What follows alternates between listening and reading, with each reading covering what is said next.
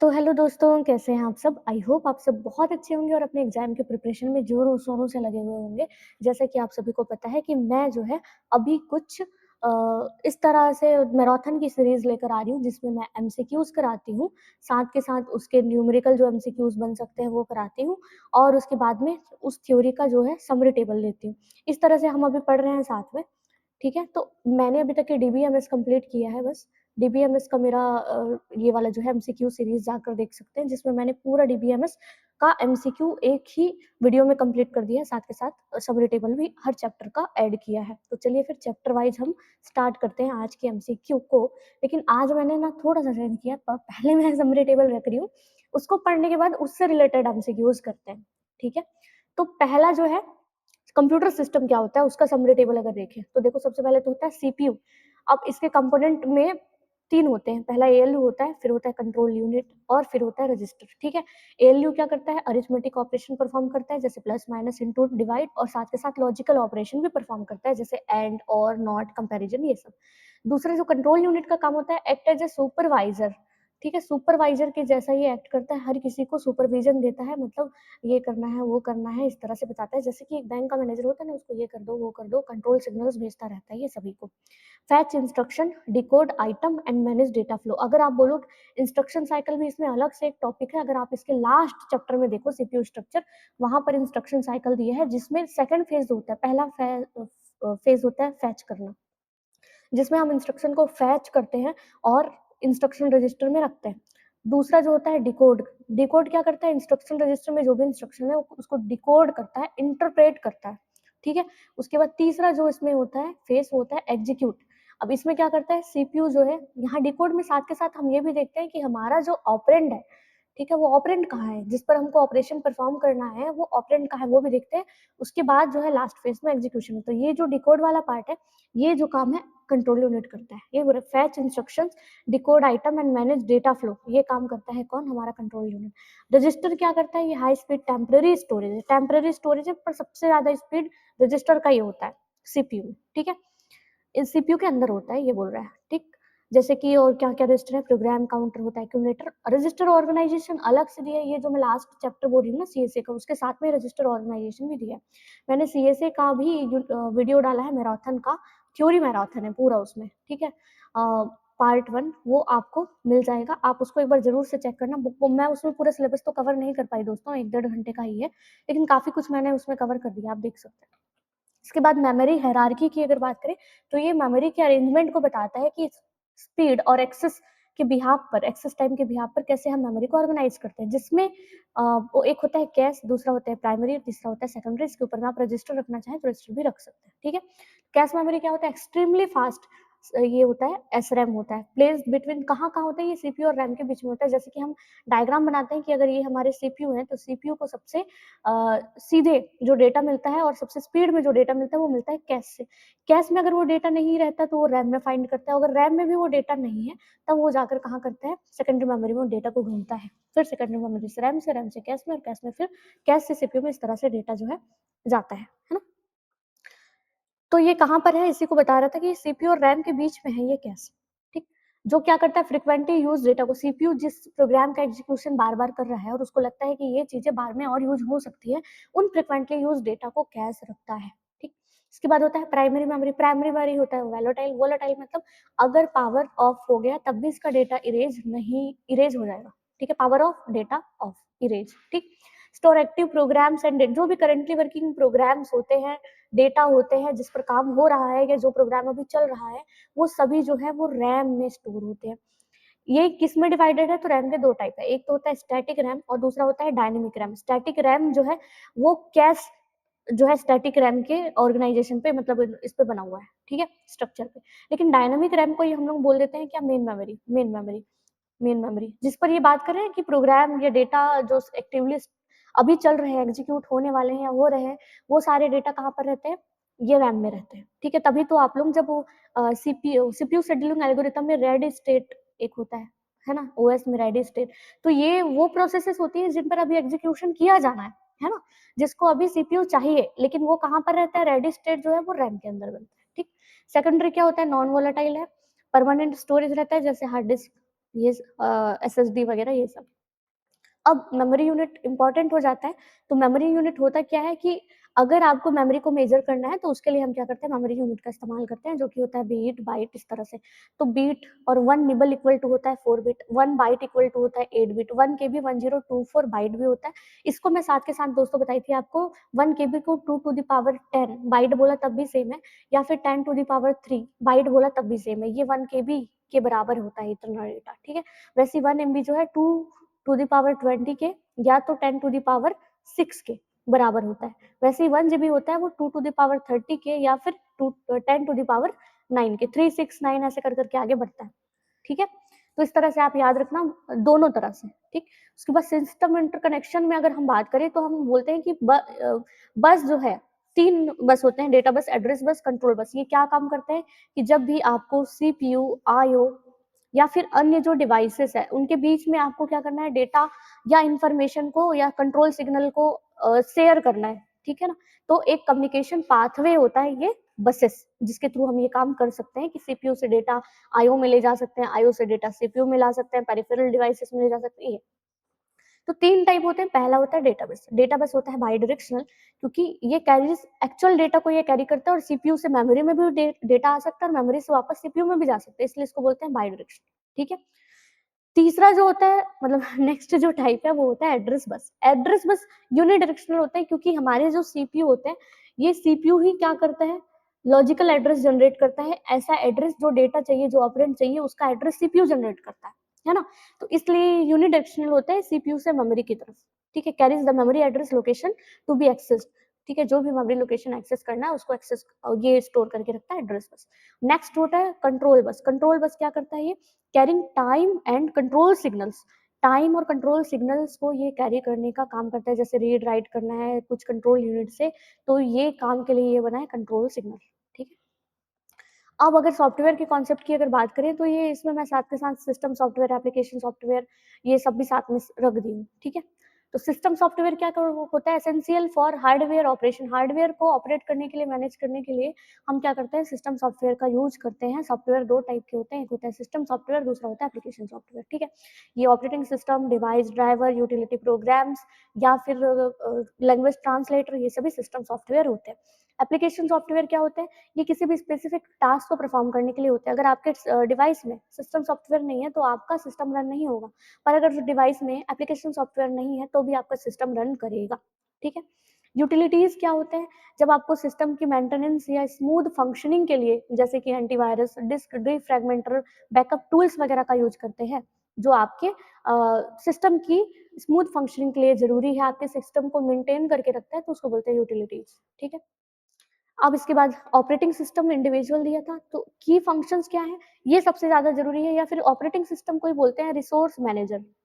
Resource manager क्यों बोलते हैं रिसोर्स मैनेजर, क्योंकि ये क्या करता है, रिसोर्सेज को मैनेज करता है, कब किस डेटा को कहाँ देना है, ये सब रिसोर्स मैनेजर के अंदर क्या क्या मैनेज करता है, तो ये प्रोसेस को भी मैनेज करता है, मेमोरी को भी मैनेज करता है, फाइल को मैनेज करता है, डिवाइस को मैनेज करता है। ये सभी काम जो है हमारा ऑपरेटिंग सिस्टम करता है, ठीक है। इसलिए इसको बोलते हैं रिसोर्स मैनेजर, ठीक। ये याद रखना। अब अगर वो कंप्यूटर सिस्टम का अगर आपको डायग्राम बनाने को पूछा तो आप इस तरह से डायग्राम जरूर बना सकते हैं कि आप देंगे इनपुट किसको, सीपीयू को। सीपीयू के पास में है ये अलग अलग, जिसमें पार्ट हम लोग अभी पढ़ रहे थे, कंट्रोल यूनिट होता है, रजिस्टर होता है ना, और एएलयू होता है। तो ये कंट्रोल यूनिट क्या करता है, कंट्रोल सिग्नल्स और टाइमिंग सिग्नल जनरेट करता है। बाकी सभी का काम बता दी। इस तरह से आप इसको डायग्राम बना सकते हैं, जो कि बनाना ही चाहिए, डायग्राम का यूज करो अगर बन सकता है।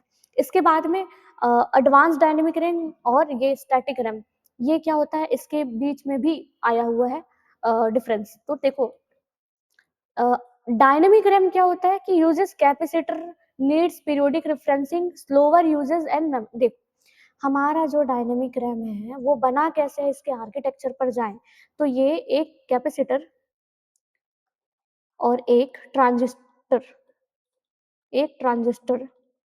से मिलकर इसका एक सेल बनता है रैम का। अब ये जो कैपेसिटर है इसका फीचर यही होता है कि ये समय के साथ में अपना पावर को या अपने चार्ज को लीक करने लगता है, लीक होने लगता है, इसमें जो भी डेटा है वो इरेज होने लगती है। तो ये इरेज ना हो, इसलिए डेटा इरेज से बचाने के लिए हम इसमें बार बार करते हैं रिफ्रेश। और इस रिफ्रेशिंग में हम क्या करते हैं, जो भी डेटा है उसको बार बार या तो रीड कर रहे होते हैं या तो बार बार रीराइट कर रहे होते हैं ताकि डेटा इरेज ना हो, ठीक है। ये होता है डायनेमिक रैम।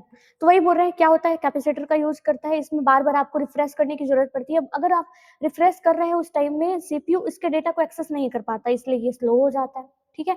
और यहाँ पर मैं बता देती कि डायनेमिक रैम को मेन मेमोरी के जैसे भी यूज किया जाता है। दूसरा जो है स्टैटिक रैम, स्टैटिक रैम जो है वो फ्लिप फ्लॉप का यूज करता है।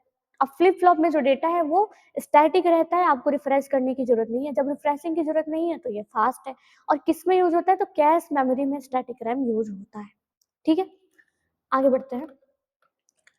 अब यहाँ पर क्वेश्चंस आपके आने शुरू हो गए एमसीक्यू। अब मैं यहाँ पर हर चैप्टर से हर टॉपिक से आपके लिए अलग अलग क्वेश्चंस रखूंगी, उसके एक्सप्लेनेशन भी साथ में रखूंगी। तो computer system consist of both hardware and software, which of the following is an example of system software, ठीक है। तो वही बोल रहे हैं कि कंप्यूटर सिस्टम वही है जो हार्डवेयर और सॉफ्टवेयर दोनों का जो है कॉम्बिनेशन होता है, ठीक है। तो इनमें से बताओ कि कौन सा जो है वो सिस्टम सॉफ्टवेयर है। तो एमएस वर्ड तो एप्लीकेशन सॉफ्टवेयर है, ऑपरेटिंग सिस्टम जो है ये है सिस्टम सॉफ्टवेयर, है ना। गूगल क्रोम ये तो फिर वेब ब्राउजर है, एडोबी फोटोशॉप ये तो एप्लीकेशन सॉफ्टवेयर है। तो इसमें से ऑपरेटिंग सिस्टम जो है ये है सिस्टम सॉफ्टवेयर, जो सिस्टम को चलाने के लिए, सिस्टम को ऑपरेट और मैनेज करने के लिए जरूरी होता है, ठीक है। तो इसका जो आंसर है वो हो जाएगा बी। तो यहाँ पर मैंने कुछ कुछ चीजें यहाँ रख भी दी हैं, आप सब देख सकते हैं। जैसे कि हमारा जो ऑपरेटिंग सिस्टम है वो मैनेज करता है हार्डवेयर रिसोर्सेज को और प्रोवाइड करता है एप्लीकेशन को एक प्लेटफॉर्म जिस पर वो चल पाए, ठीक है। तो without system software application software can not function. अगर कोई एप्लीकेशन सॉफ्टवेयर चलाना है तो उसके लिए सिस्टम सॉफ्टवेयर का होना जरूरी है, ठीक। नेक्स्ट क्वेश्चन देखो, which hardware component is called the brain of computer. इसमें से कौन सा है जिसको हम ब्रेन ऑफ कंप्यूटर बोलते हैं। ये थोड़ा इजी क्वेश्चन हो गया हमारे लिए। उसको बोलते हैं हम सीपीयू, क्योंकि मेन जो प्रोसेसिंग का काम कर रहा होता है, मैनेजमेंट का काम कर रहा होता है, वो कौन होता है, सीपीयू होता है, ठीक है। तो इसका आंसर तो यहाँ पर सीपीयू है। चलो नेक्स्ट, ये आप डायग्राम ऐड कर सकते हैं। Next question, which unit inside the CPU perform addition and comparison task. कौन करता है, तो ये एएलयू करता है, इसका नाम ही अरिथमेटिक एंड लॉजिकल यूनिट होता है, ठीक है। बेसिक टू एडवांस मैं क्वेश्चन रखती हूँ। अगर आप मेरी डीबीएमएस की सीरीज देखे होंगे तो मैंने वहाँ बेसिक से स्टार्ट किया है, और जितना टफ हार्ड क्वेश्चन बन सकता है उतना मैंने रखा है वहाँ पे, ठीक है। वैसे ही यहाँ पर भी रहेगा। तो what is the function of control unit, काम क्या है कंट्रोल यूनिट का, टू स्टोर डेटा। डेटा भाई ये मेमोरी तो है नहीं जो डेटा स्टोर करेगा। अब परफॉर्म मैथमेटिकल कैलकुलेशन नहीं, ये प्रोसेसिंग का काम या कैलकुलेशन का काम नहीं करता। To coordinate the flow of data and instruction, क्या ये कोऑर्डिनेट करता है कि जो डेटा है, इंस्ट्रक्शन है, उसका फ्लो कैसा रहे, कहाँ से कहाँ रहे। हाँ जी बिल्कुल यही काम करता है ये। कंट्रोल सिग्नल जो है, डेटा या इंस्ट्रक्शन कैसे फ्लो होंगे, कहाँ से कहाँ जाएंगे, कब किसको मिलेंगे, उसको कोऑर्डिनेट करने का काम करता है, ठीक। नेक्स्ट बोले to display result on this, ये तो आउटपुट डिवाइस है, तो इसका आंसर हो जाएगा सी। अगर कुछ कुछ देखें उसमें और क्या होता है, तो CPU CU control unit act as the manager of the computer, computer के मैनेजर के जैसे काम करता है। जैसे बैंक का मैनेजर होता है, उसको पता है कि कहाँ पर कौन सा ट्रांजेक्शन होना है और उसकी क्या क्या प्रोसेसिंग होनी है, वो सबको गाइड करता है। वैसे ही यहाँ पर कंट्रोल यूनिट होता है। It fetches instruction from memory, decode them and direct other parts, ठीक है। तो ये काम करता है कौन, हमारा control unit. It does not process, process नहीं करेगा, प्रोसेस तो सीपीयू करेगा, पर कंट्रोल करता है पूरे प्रोसेस को कि कब कौन सा प्रोसेस सीपीयू को मिले। Next, memory hierarchy and cash से क्वेश्चन है कि why is cache memory used in, क्यों यूज करते हैं हम कैश मेमोरी का, टू इंक्रीज स्टोरेज कैपेसिटी, क्या इससे और आपकी स्टोरेज की कैपेसिटी बढ़ जाती है क्या, 1 TB में रहता है कैश का capacity. To speed of data access from the CPU, हम चाहते हैं कि सीपीयू से डेटा हम स्पीडली बहुत जल्दी एक्सेस कर पाए, फास्ट वे में एक्सेस कर पाए, क्या इसलिए कैसे यूज होता है। To replace the hard disk, हम चाहते हैं कि हार्ड डिस्क को रिप्लेस कर दे, क्या इतनी इसकी स्टोरेज कैपेसिटी है। To store the operating system permanently, क्या ये ऑपरेटिंग सिस्टम को परमानेंटली स्टोर करने का काम करता है। तो आपको पता है ये जो है ये काम करता है रोम, ठीक है। हार्ड डिस्क को रिप्लेस नहीं करता, एसएसडी बोलता तो फिर भी मान जाते हैं हम। स्टोरेज कैपेसिटी से इसका कोई लेना देना नहीं है ना। तो ये क्या करता है, जब भी सीपीयू से डेटा आपको एक्सेस करना हो तो आप बार बार जाएंगे रैम में, और रैम में भी सिस्टम बस का यूज करके आप या डेटा बस का यूज करके आप ये प्रोसेसिंग करेंगे। तो यहाँ पर होते हैं कैश, कैश क्या कर देते हैं, डेटा सीधे सीपीयू को दे देते हैं, सीपीयू को रैम से इंटरेक्ट करने की जरूरत नहीं होती, और ये हाई स्पीड होता है, रैम से ज्यादा स्पीड कैश की होती है, क्योंकि हमने बात किया था ये स्टैटिक रैम के ऑर्गेनाइजेशन के आर्किटेक्चर पे काम करता है, जबकि ये डायनेमिक रैम पे, ठीक है ना, हमने वहां देखा था। Next, to speed up data access for the CPU, ये इसका आंसर था, ठीक है। ये क्या करता है, ब्रिज या गैप को कवर करता है किसके बीच, सीपीयू और मेन मेमोरी के बीच में। ये चीजें आपको मैं इसलिए बता रही हूँ क्योंकि आपको डिस्क्रिप्टिव भी देना है। Cache is small high speed semiconductor memory भी बोलते हैं, that store frequently use data, जो फ्रिक्वेंट में यूज हो रहा है किनको, उनको क्या करेगा, स्टोर करेगा। It allow the CPU to access data faster than fetching it from RAM, ठीक है। ये अगर सीपीयू कैश से डेटा फैच करेगा तो इजिली फैच कर लेगा कम टाइम में। नेक्स्ट बोल रहे which memory level has the fastest access time, access time किसमें सबसे ज्यादा फास्ट होता है, मतलब सीपीयू किससे डेटा बहुत जल्दी ले पाएगा, ये आपको बताना है। तो क्या वो रैम से सबसे फास्ट लेता है, या कैश से, या रजिस्टर से, या हार्ड डिस्क से। तो आप जानते हैं हार्ड डिस्क तो सबसे दूर में होता है, आप मेरा वो फर्स्ट वाला डायग्राम जो है ना वो याद रखना। सीपीयू के बाद होता है कैश, मतलब रजिस्टर, बेसिकली ये सीपीयू के अंदर होता है रजिस्टर, है ना, तो रजिस्टर, और रजिस्टर के बाद जो होता है वो होता है कैश, और कैश के बाद होता है रैम, और रैम के बाद होता है सेकेंडरी मेमोरी। ये चीज अगर आपको याद है तो आप समझ गए होंगे कि इसमें सबसे फास्टेस्ट एक्सेस टाइम किसमें लगेगा, कि कहाँ से डेटा जल्दी सीपीयू ले लेगा, तो वो रजिस्टर है, ठीक है, रजिस्टर है। तो speed increases as we move closer to CPU के पास जितना जो है उससे उतना ही स्पीड में वो डेटा को एक्सेस कर पाएगा। आप ये देख लेना कौन कितने करीब है, ठीक। Register are located directly inside the CPU, क्योंकि सीपीयू के अंदर ही है ना। They are the fastest storage element in the memory hierarchy, और ये सबसे ज्यादा कॉस्टली भी होते हैं, जो जितना फास्ट होता है वो उतना ही कॉस्टली होता है, यहाँ पर ये याद रखना, ठीक। नेक्स्ट, मेमोरी यूनिट से क्वेश्चन है, how many bits make up one byte, मतलब वन बाइट किसके बराबर होता है, तो 8 बिट के। हम बेसिक से एडवांस चलेंगे, याद रखना साथ के साथ, ठीक है। नेक्स्ट बोल रहे 1 पेटाबाइट इज इक्विवेलेंट, अब ये किसके इक्विवेलेंट होता है, ठीक है, तो टीबी के बाद पीबी आता है ना, तो ये इसका आंसर जो हो जाएगा वो हो जाएगा 1024 टीबी, ठीक। नेक्स्ट क्वेश्चन बोल रहा है RAM is called volatile memory because, क्यों वोलाटाइल बोलते हैं, it is very expensive, expensive से लेना देना नहीं, it losses data when power is turn off, yes यही कारण है कि हम इसको वोलाटाइल बोलते हैं, क्योंकि जैसे ही पावर जाता है यहाँ का डेटा भी चला जाता है, इरेज हो जाता है, इसका आंसर होगा बी।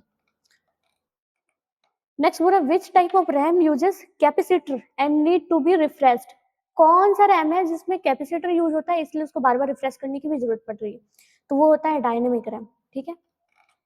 मैंने इसको डिटेल में ऊपर बताया है, तो आप वहां से एक बार पढ़ लीजिए, जहां समरी टेबल में मैं आपको ज्यादातर चीजें बता दूंगी, मेन कॉन्सेप्ट, ठीक है। आगे फिर क्वेश्चन फटाफट करेंगे। Which secondary storage device has no moving part, ऐसा कौन सा सेकेंडरी स्टोरेज डिवाइस है जिसमें मूविंग पार्ट नहीं होता, ठीक है, मूविंग पार्ट किसमें नहीं होता, ये देखो। इसमें पहला ऑप्शन बोल रहा है हार्ड डिस्क ड्राइव, क्या वो हार्ड डिस्क ड्राइव है, नहीं, इसमें तो मूविंग पार्ट होता है ना, इसमें सिलेंडर होता है, ट्रैक, सेक्टर, इस तरह से डेटा स्टोर्ड होता है डिस्क के फॉर्म में, तो इसमें तो मूविंग पार्ट होता है। क्या ये कॉम्पैक्ट डिस्क है, नहीं, कॉम्पैक्ट डिस्क में नहीं होता, ये होता है सॉलिड स्टेट ड्राइव, जो है इसका आंसर हो जाएगा, क्योंकि इसमें जो है फ्लैश ड्राइव का, फ्लैश मेमोरी का यूज किया जाता है किसी भी डेटा को स्टोर करने के लिए, ठीक है। एक्सप्लेनेशन में मैं आपको डिटेल बताती हूँ। SSD are modern mass storage devices unlike HDDs which use spinning disk, ठीक है, ये जो है स्पिनिंग डिस्क का यूज करता था, लेकिन एसएसडी जो है वो फ्लैश मेमोरी का यूज करता है, ठीक है। दिस मेक्स, जो फ्लैश मेमोरी है इसी के कारण जो है ये बहुत ज्यादा फास्ट हो जाता है, साइलेंट हो जाता है, मतलब आवाज नहीं करता इससे, और ड्यूरेबल भी हो जाता है, ठीक है, लंबे टाइम तक चलता है। तो नेक्स्ट क्वेश्चन जो है ये देखो, what is the full form of EEPROM, तो आपको ये पता चल गया कि ये जो है ये रोम का टाइप है।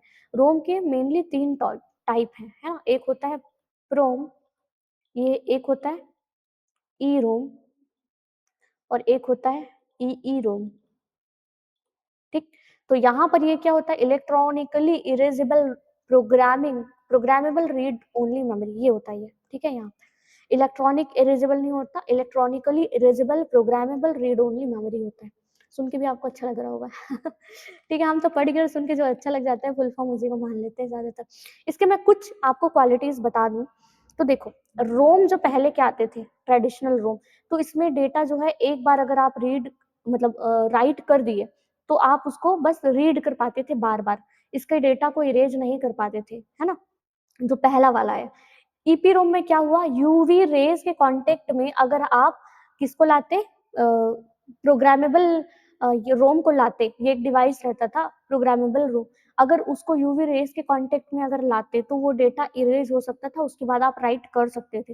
लेकिन electrically erasable read only memory में आप क्या कर सकते हो, इलेक्ट्रिकली डेटा को यहाँ पर क्या कर सकते हो, इरेज कर सकते हो और राइट कर सकते हो, मतलब इसमें डेटा को राइट करना आसान होता है, ठीक है।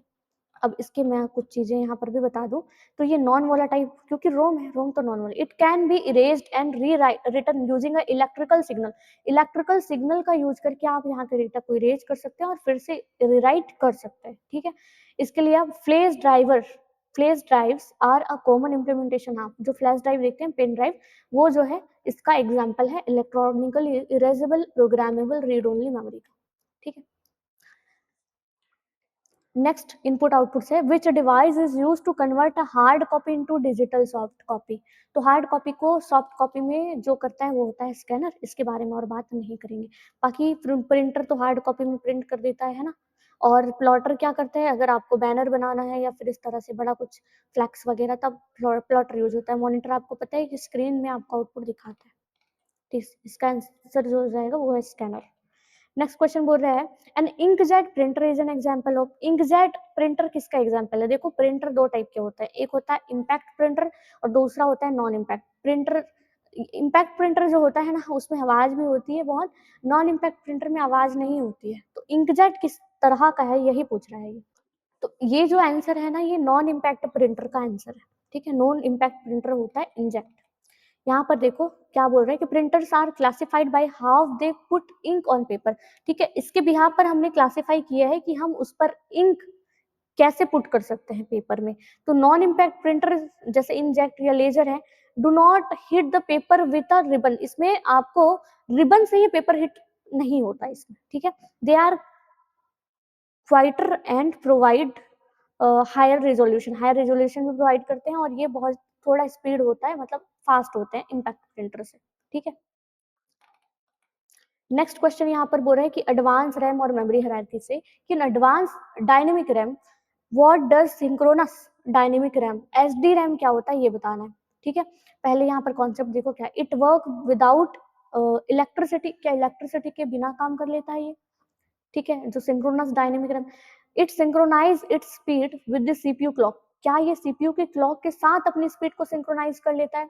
और तीसरा it is used as a secondary store, नहीं भाई रैम तो सेकेंडरी स्टोरेज के जैसे यूज नहीं होगा, इसको तो बिल्कुल एलिमिनेट कर देंगे। It is slower than normal dynamic RAM, जो डायनेमिक रैम है क्या उससे ये स्लो होता है? तो मैं आपको बता रही हूँ कि ये जो डायनेमिक रैम है ना, ये होता था थोड़ा स्लो। तो स्लो होता था इसलिए यहाँ पर एस डी रैम का कॉन्सेप्ट आया, ठीक है। अब एस डी रैम जो होता है सिंक्रोनस डायनेमिक रैम, इसमें क्या होता है ना, डेटा जो है फास्ट वे में एक्सेस किया जा सकता है, ठीक है। मतलब सीपीयू के क्लॉक साइकिल से सिंक्रोनस, उसकी जितनी सीपीयू की क्लॉक साइकिल की स्पीड है उतनी ही एस डी रैम की स्पीड होती है, मतलब उसकी बराबर की स्पीड होती है, ठीक है। यही इसका आंसर है ये, ठीक। इसका मैं डिटेल ना पढ़ाई हूँ, आप कंप्यूटर सिस्टम आर्किटेक्चर में अगर मेरा वीडियो आप देख सकते हैं, ठीक है। एक बना हुआ है प्लेलिस्ट, आप चेक करेंगे, बहुत डिटेल में ये सब चीजें मैंने वहाँ पढ़ा है, ठीक है। क्या होता है यहाँ पर ऊपर ऊपर से तो बता ही सकते हैं कि H D RAM is an advance version of dynamic RAM, इसका एडवांस वर्जन होता है। By synchronizing with the system clock it knows exactly then when the CPU need data, इसको पता है कि सीपीयू को कब डेटा चाहिए, तो उसकी क्लॉक के अकॉर्डिंग वो क्या करेगा, डेटा उसको दे देगा। कंक्लूजन ये है, this increase efficiency and data transfer rate को बढ़ा देता है ये, और सीपीयू की एफिशिएंसी को भी बढ़ा देता है कौन, सिंक्रोनस डायनेमिक रैम, ठीक है।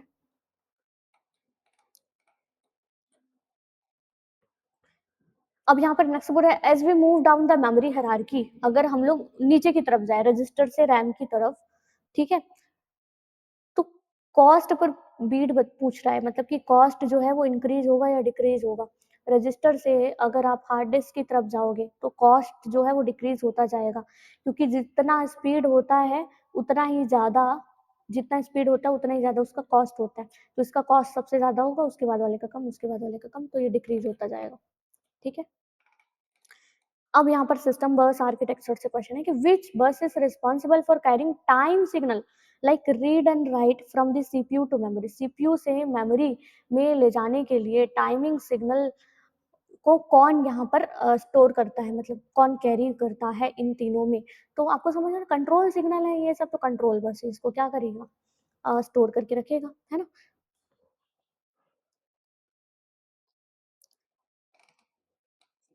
और ये सिस्टम बस नहीं होता, डेटा एड्रेस और कंट्रोल होता है, सिस्टम बस होता ही नहीं है। डेटा बस जो है ये डेटा को स्टोर करके रखता है, एड्रेस बस जो है ऑपरेंड के एड्रेस को स्टोर करके रखता है ना। जो भी डेटा अभी सीपीयू ने जनरेट किया, जो भी एड्रेस अभी सीपीयू ने जनरेट किया, उसके एड्रेस को ये रखता है, ठीक है। लेकिन कंट्रोल बस टाइमिंग सिग्नल को स्टोर करके रखता है, मतलब कैरी करके रखता है। तो यही बता रहे, the system bus is composed of 3 specialized buses, while the data bus carries the data and address bus carries the location. The control bus carries command and timing signal to synchronize operation को synchronize करने के लिए command और timing signal को ये store करने का, carry करने का काम करता है कौन, सिस्टम बस, कंट्रोल बस, ठीक है। It ensure that the memory knows whether it need to send data और रिसीव डेटा। इसको एग्जैक्टली पता है कि कब किसको डेटा चाहिए या कब किससे डेटा लेना है या देना है, इसको पता रहता है, ठीक है। नेक्स्ट अब हम यहाँ पर कैश मेमोरी से पढ़ेंगे हिट मिस रेशियो। इसका मैं न्यूमेरिकल भी कराई थी साथ के साथ, यहाँ भी देखते हैं। In the context of memory hierarchy, cache hit occur when, cache hit कब होता है, the data is found in the hard disc में, जब डेटा दिख जाता है तब। द सीपीयू क्रैशेस, जब सीपीयू क्रैश हो जाता है तब। The required data is found in the cache memory, जो भी डेटा अभी सीपीयू को चाहिए था वो डेटा सीपीयू में मिल गया, तो उसी को हम लोग बोलते हैं कि कैश हिट, वो डेटा मिल गया। क्या रैम फुल होता है तब, नहीं, तो इसका आंसर होगा सी। जब भी जो भी डेटा सीपीयू को चाहिए वो डेटा अगर कैश में मिल गया तो कैश हिट, और अगर वो डेटा नहीं मिला तो उसको बोलते हैं कैश मिस। अब नहीं मिलने पर हमको क्या करना पड़ता है ना, हमारा सीपीयू जो है फिर वो रैम के पास जाता है और रैम से डेटा उठा के लाता है, ठीक है। पहले यहाँ चेक करेगा, मिल गया तो हिट, नहीं मिला तो फिर मिस हो जाएगा ना, तब वो जाएगा रैम में ढूंढने, ठीक, ऐसे काम करता है। तो CPU first looks for data in the fastest available memory like cache. If the data requested by the CPU is already present in cache, अगर मिल गया, जो भी CPU रिक्वेस्ट कर रहा था वो डेटा कैश में मिल गया, तो वही कैश हिट है, ठीक। नेक्स्ट बोल रहे हैं यहाँ पर कौन सा है, मेमोरी यूनिट और बाइनरी नंबर कन्वर्जन से है ये, कि which of the following memory unit is exactly equal to 2 to the power 40 bytes. तो अब आपको यहाँ पर पता चल गया कि KB, MB, GB और टीबी, ठीक है। ये 10 होता है, ये 20 होता है, 30 होता है, ये होता है 40, तो 1 TB इसका आंसर होगा, ठीक है। इसलिए मैं वहां पर आपको एक साथ ही पहले बता रही थी। नेक्स्ट क्वेश्चन बोल रहा है सेमीकंडक्टर मेमोरी से है ये, फ्लैश मेमोरी से, कि what is the primary advantage of flash memory used in pen drive. ठीक है, कि आप पेन ड्राइव में फ्लैश मेमोरी का यूज करते हैं, उसका एडवांटेज क्या है आखिर, क्या ये वोलाटाइल है, तो नहीं, नॉन वोलाटाइल है, डेटा जो है वो परमानेंटली पेन ड्राइव में स्टोर रहता है। It has moving mechanical parts, क्या इसमें मैकेनिकल पार्ट्स होते हैं, मूविंग मैकेनिकल पार्ट्स होते हैं क्या। नेक्स्ट बोलो it is non volatile and can be electrically erased. Yes, हमने ये पढ़ा भी था कि क्या होता है, ये नॉन वोलाटाइल होता है और पेन ड्राइव में जो भी डेटा है उसको आप इलेक्ट्रिकली इरेज्ड कर सकते हैं, ठीक है। तो ये इसका आंसर सी हो जाएगा। नेक्स्ट क्वेश्चन है यहाँ इंस्ट्रक्शन साइकिल से है, फेच, डिकोड और एग्जीक्यूट से। The instruction cycle consist of which of the 3 main steps, क्या 3 स्टेजेस होते हैं इसके, तो सबसे पहले फैच करता है, फिर डिकोड करता है, फिर एग्जीक्यूट करता है किसी भी इंस्ट्रक्शन को, ठीक। ये अब सेकेंडरी स्टोरेज या ऑक्सिलरी मेमोरी से कुछ क्वेश्चन है कि which memory is also known as auxiliary memory, किसको इनमें से ऑक्सिलरी मेमोरी बोलते हैं, तो सेकेंडरी मेमोरी को बोलते हैं। ये इजी क्वेश्चन था, है ना। सीपीयू जो है इनसे डायरेक्टली एक्सेस नहीं कर पाता इनके डेटा को, ठीक। अब एडवांस डायनेमिक रैम से बढ़ते हैं कि इन advance dynamic RAM organization DDR stands for, DDR मतलब क्या होता है, double data rate, double data rate होता है। देखो आप यहाँ पर क्या पढ़े थे, डायनेमिक रैम में 2 चीजें होती हैं, पहला जो होता था वो होता है सिंक्रोनस डायनेमिक रैम, जिसके बारे में आपने पढ़ा था। दूसरा जो होता है डबल डेटा रेट वाला, डीडीआर, ठीक है। अब इसमें क्या होता है ना कि जिस टाइम में जो एज है, इस तरह से हमारा सिग्नल जो है वो जा रहा होता है, जिस टाइम में एज जो है वो ऊपर की तरफ हो रहे होते हैं, राइजिंग होते हैं, मतलब एज राइजिंग हो रहा होता है, ऊपर की तरफ जा रहा होता है, तब उस टाइम में जो है डेटा ट्रांसफर होता है किसमें, एच डी रैम में, मतलब सिंक्रोनस डायनेमिक रैम में। अगर मैं इस तरह से बना दूं तो अब मैं यहाँ पर पूछूं कि कितना डेटा यहाँ पर ट्रांसफर हुआ, तो 3, एक यहाँ पर, एक यहाँ पर और एक यहाँ पर, है ना। लेकिन डबल डेटा रेंज में एजिंग और एजिंग जो है ना राइजिंग रहे फॉलिंग रहे, मतलब ऊपर की तरफ जाएगा तब भी और नीचे की तरफ वापस आएगा तब भी, दोनों सिग्नल्स दोनों क्लॉक साइकिल में क्या करता है, डेटा को स्टोर करता है। मतलब कि अगर एस डी रैम जो है यहाँ पर 3 डेटा स्टोर कर पा रहा है, जबकि यहाँ पर अगर DDR लगा दोगे तो ये यहाँ पर भी करेगा और यहाँ पर भी करेगा। वैसे ही राइजिंग में भी फॉलिंग में भी, राइजिंग में भी फॉलिंग में भी, तो इस तरह से 6 डेटा जो है इसी टाइम में वो स्टोर कर सकता है, एक्सेस मतलब ट्रांसफर कर सकता है, ऐसा बोल सकते हो। ठीक है, ये होता है डबल डेटा रेट। ठीक, तो ये advance version of S D RAM होता है। It is called double data race because it transfer data on both the rising and falling edge, जैसा कि मैं आपको अभी बता रही थी क्लॉक सिग्नल में। This double the performance compare to standard dynamic RAM. ठीक है, इसका परफॉर्मेंस इसी कारण डबल हो जाता है क्योंकि ये दोनों ही सिग्नल एजिंग मतलब राइजिंग हो या फॉलिंग एज हो, दोनों एज में ही डेटा को ट्रांसफर करने का काम करते हैं। ठीक है, इसको भी मैंने बहुत डिटेल में बताया है, आप मेरा CSA देख लीजिएगा एक बार, आपको बहुत अच्छे से ये चीजें समझ में आ जाएंगी। मैंने वहां पर ना बहुत सारे क्वेश्चंस और डायग्राम का यूज करके बताया। ठीक है, चलो नेक्स्ट जो है आउटपुट डिवाइस पे पढ़ते हैं, इम्पैक्ट और नॉन इम्पैक्ट प्रिंटर्स। तो which of the following is an example of impact printer. Impact printer मतलब कौन सा है इसमें से, ये देखिए, तो लेजर जो है ये तो नॉन इम्पैक्ट है।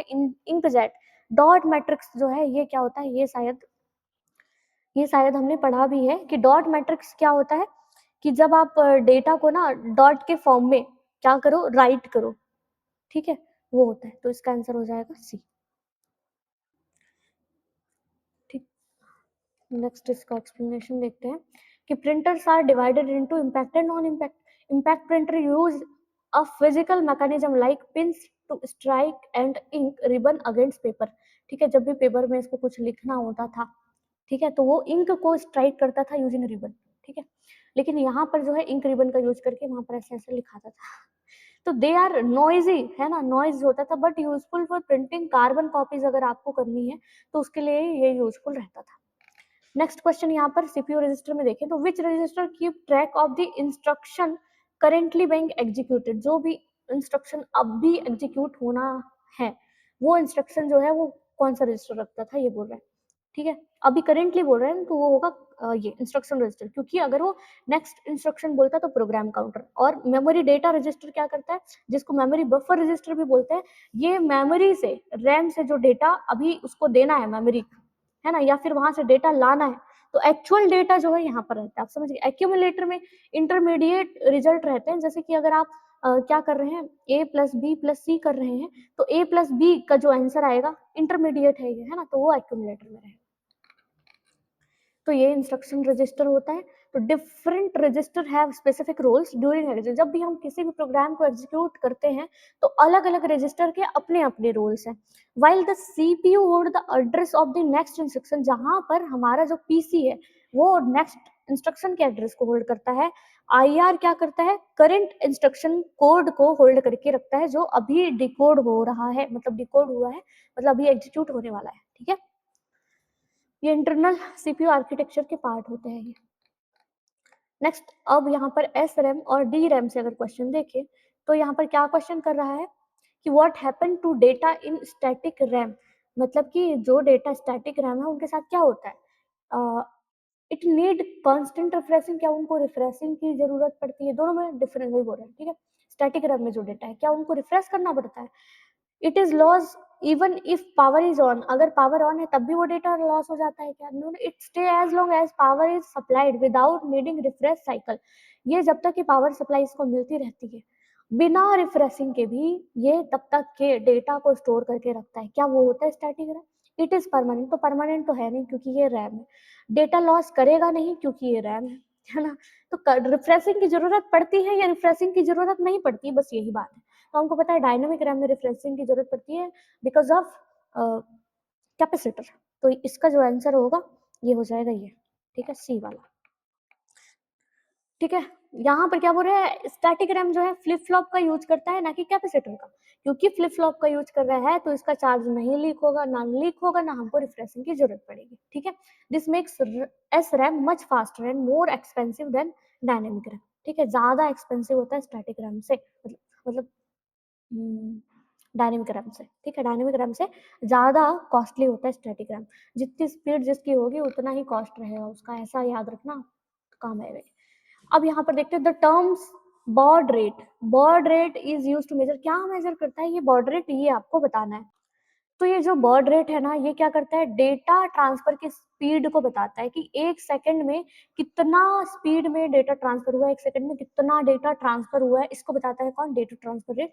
तो ये इसका आंसर हो जाएगा यहाँ बी। यहाँ एक्सप्लेनेशन में देखिए कि in data communication speed is a critical factor. हम चाहते हैं कि डेटा जो है वो जल्दी से जल्दी दूसरों तक के ट्रांसफर हो जाए। तो baud rate represent the number of signal changes per second in a communication channel, मतलब कम्युनिकेशन चैनल में कितने नंबर ऑफ सिग्नल चेंज हुए हैं उसको रिप्रेजेंट करता है। नंबर ऑफ सिग्नल चेंजेस ना, कितने सिग्नल चेंज हुए हैं उसको ये रिप्रेजेंट करता है बॉड रेट। अब नेक्स्ट यहाँ पर आयो से देखो, which component is responsible for connecting the CPU to external IO, मतलब आपका जो CPU है वो एक्सटर्नल IO से कैसे कनेक्टेड है, ठीक है। उसके लिए कौन रिस्पॉन्सिबल है, कौन सा कंपोनेंट रिस्पॉन्सिबल है, कैसे कनेक्ट हो पाएगा हमारा CPU IO से, तो ये कौन डिसाइड करता है, क्या वो ALU डिसाइड करता है, क्या वो कंपोनेंट IO इंटरफेस या कंट्रोलर होता है, रजिस्टर सेट होता है या कैश होता है, इनमें से कौन सा हो। तो इसका आंसर होगा IO इंटरफेस और कंट्रोलर। ऊपर का टॉपिक देख के नहीं, लेकिन इसके काम को देखकर IO इंटरफेस कंट्रोलर होता है, जो इनपुट आउटपुट कैसे CPU से कनेक्ट हो पाएगा, कैसे वो डेटा CPU तक दे पाएगा, ये कंट्रोल करने का काम करता है, ठीक है। तो देखो यहाँ पर the CPU can not directly talk to devices because they have different speeds, ठीक है। स्पीड गैप बहुत ज्यादा है, सीपीयू की स्पीड बहुत हाई है, आईओ की स्पीड कम है, तो इसलिए डायरेक्टली ये इंटरेक्ट तो नहीं कर पाएंगे। तो an IO interface act as a bridge के जैसे काम करता है, जो managing data transfer protocol between the CPU and devices like the keyboard और मॉनिटर। तो आईओ डिवाइसेस से जो भी डेटा कीबोर्ड या माउस के थ्रू सीपीयू को भेजी जानी है, तो इन डेटा को, इनके डेटा ट्रांसफर को कंट्रोल करने का काम करता है कौन, आईओ, ठीक है। It ensure smooth communication without slowing down the CPU. CPU को ज्यादा वेट स्टेट में रहना ना पड़े, उसको डेटा समय से मिल जाए, ये इंश्योर करता है, स्मूथ फंक्शनिंग को इंश्योर करता है कौन, हमारा आईओ इंटरफेस, या फिर जिसको हम बोलते हैं कंट्रोलर, आईओ कंट्रोलर। तो मेमोरी हायरार्की से question, which of the following is the correct order of the memory hierarchy from fastest to low. सबसे फास्ट होता है रजिस्टर, फिर कैश, फिर रैम, फिर हार्ड डिस्क ड्राइव। तो इसका आंसर हो जाएगा बी। नेक्स्ट बोल रहे, a word in computer architecture refers to. Word का मतलब क्या होता है कंप्यूटर आर्किटेक्चर में, ये बताना है। अ सिंगल, क्या इंग्लिश वर्ड को वर्ड बोलेंगे, the fix number of bits processed by the CPU in one go. एक बार में सीपीयू जितने नंबर ऑफ बीट्स को प्रोसेस कर पाता है वो वर्ड होता है क्या, ये पूछ रहा है। टेक्स्ट फाइल की साइज है वर्ड। अ स्पेसिफिक की ऑन द कीबोर्ड है क्या, नहीं। तो ये होता है कि सीपीयू किसी एक बार में जितने नंबर ऑफ बीट्स को वो प्रोसेस कर पाए उसको बोलते हैं उसका वर्ड साइज, ठीक है। ये तो वर्ड साइज है की characteristics of any processor, it represent the maximum number of bits the CPU can process और ट्रांसफर एट वन। एक बार में वो कितना बीट डेटा ट्रांसफर कर सकता है, ठीक है, कोई सीपीयू हमारा कोई प्रोसेसर, ठीक है। तो इसको बोलते हैं क्या, वर्ड साइज। जितना वर्ड साइज ज्यादा होगा उतना ही आपका प्रोसेसर फास्टर होगा, पावरफुल होगा, ठीक। तो यहाँ पर है कन्वर्जन। तो ये चीज तो मैं आपको बता देती हूँ कि 1 बाइट जो है उसको 2 to the power 3 बोलते हैं, 1 KB को 10 बोलते हैं, 20 बोलते हैं, ये सब हमने पढ़ लिया। आगे बढ़ते हैं। So how many bits are required to address a memory of 256 MB if the memory is byte addressable? अगर वो byte addressable है तो 256 MB मेमोरी को एड्रेस करने के लिए कितनी बिट्स की आवश्यकता होगी, कितना बिट्स इसको लगेगा। तो 256 को आपको कन्वर्ट करना पड़ेगा सीधे सीधे बाइट में, बस इतनी सी बात है, ठीक है।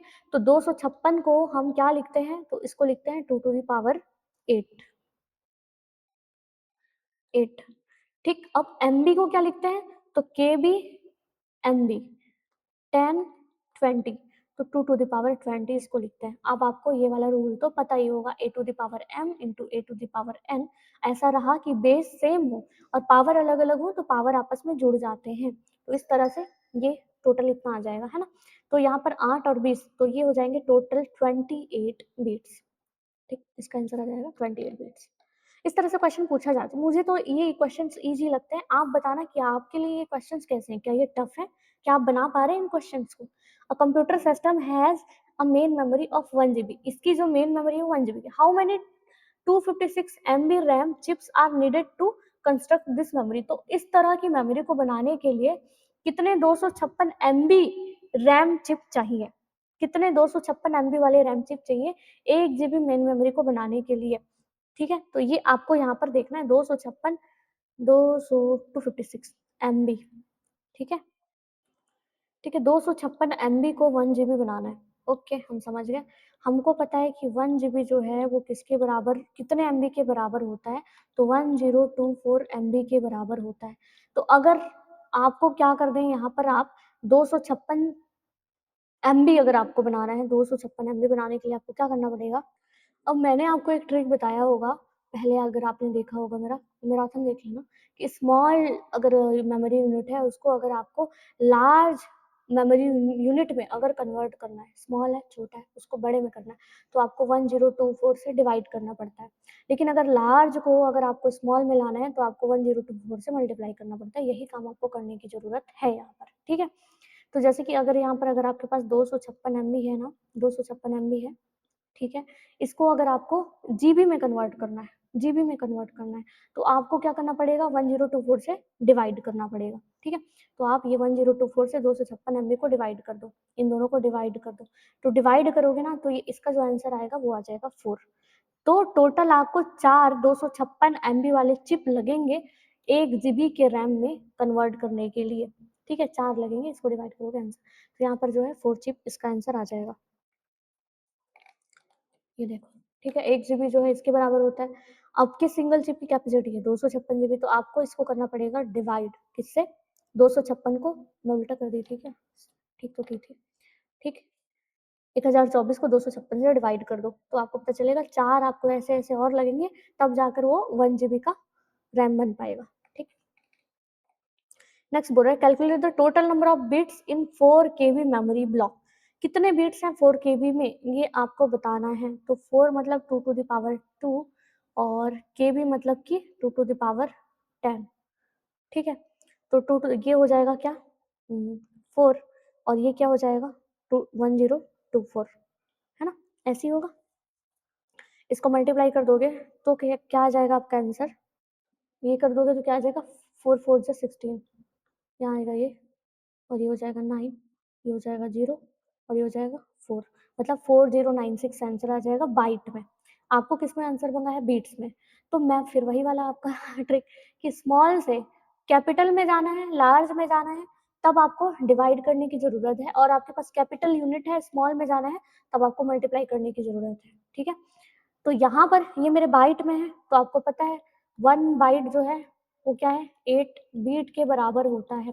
तो आपको क्या करना पड़ेगा, इसको बीट में कन्वर्ट करने के लिए 8 से डिवाइड करना पड़ेगा, तभी जाकर आपका जो एक बीट है 1/8 बाइट के बराबर होगा। ठीक है, तो इसलिए एक बीट की वैल्यू निकालनी है तो इसको 8 से डिवाइड करो, तब ये बीट में कन्वर्ट होगा।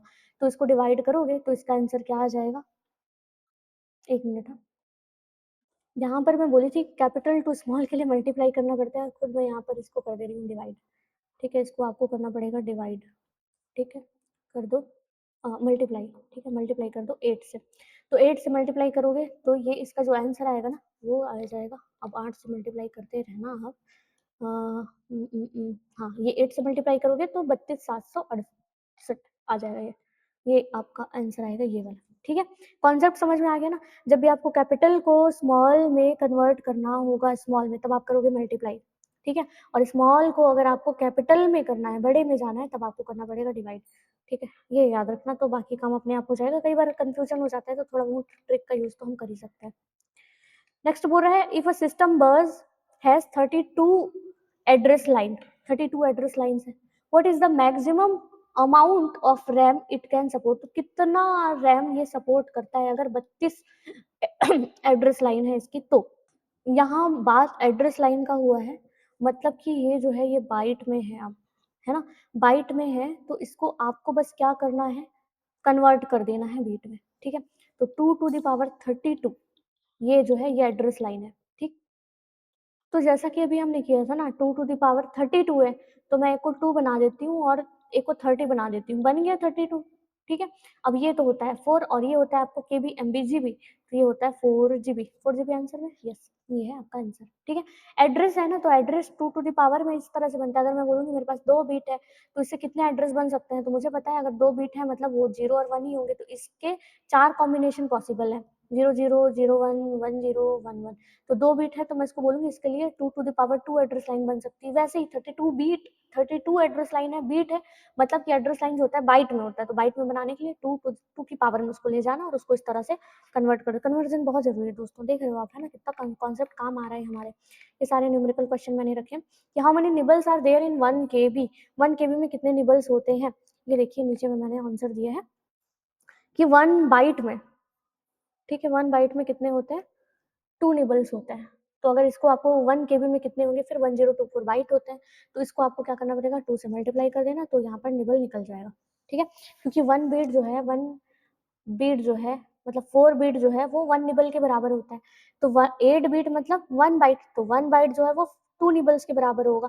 तो 1 बाइट के लिए 2 है, तो 1024 बाइट के लिए आपको 2 से उसको मल्टीप्लाई कर दो, उसका डबल, तो ये इतने निबल्स की जरूरत पड़ेगी। अब यहाँ पर ये मैं नेक्स्ट जो चैप्टर है टाइप्स ऑफ सॉफ्टवेयर, उसका यहाँ पर पहले समरी टेबल रखी हूँ। देखो, तो सिस्टम सॉफ्टवेयर होता है कौन सा, ऑपरेटिंग सिस्टम। क्या करता है ये, computer hardware software resources and provide common services for computer program के लिए, जो भी कंप्यूटर प्रोग्राम के लिए वो कॉमन सर्विस प्रोवाइड करता है, रिसोर्स को मैनेज करता है, सॉफ्टवेयर रिसोर्सेज को है ना, हार्डवेयर को मैनेज करता है, ये सब ऑपरेटिंग सिस्टम करता है। कौन कौन से एग्जाम्पल है, Windows, Linux, Android, Mac OS, ये सभी है। लैंग्वेज प्रोसेसर होता है दूसरा सिस्टम सॉफ्टवेयर में। लैंग्वेज प्रोसेसर क्या करता है, ये हाई लेवल लैंग्वेज को या असेंबली लैंग्वेज को मशीन लैंग्वेज में कन्वर्ट करता है। तीन होता है, एक होता है कंपाइलर, एक होता है इंटरप्रेटर या असेंबलर।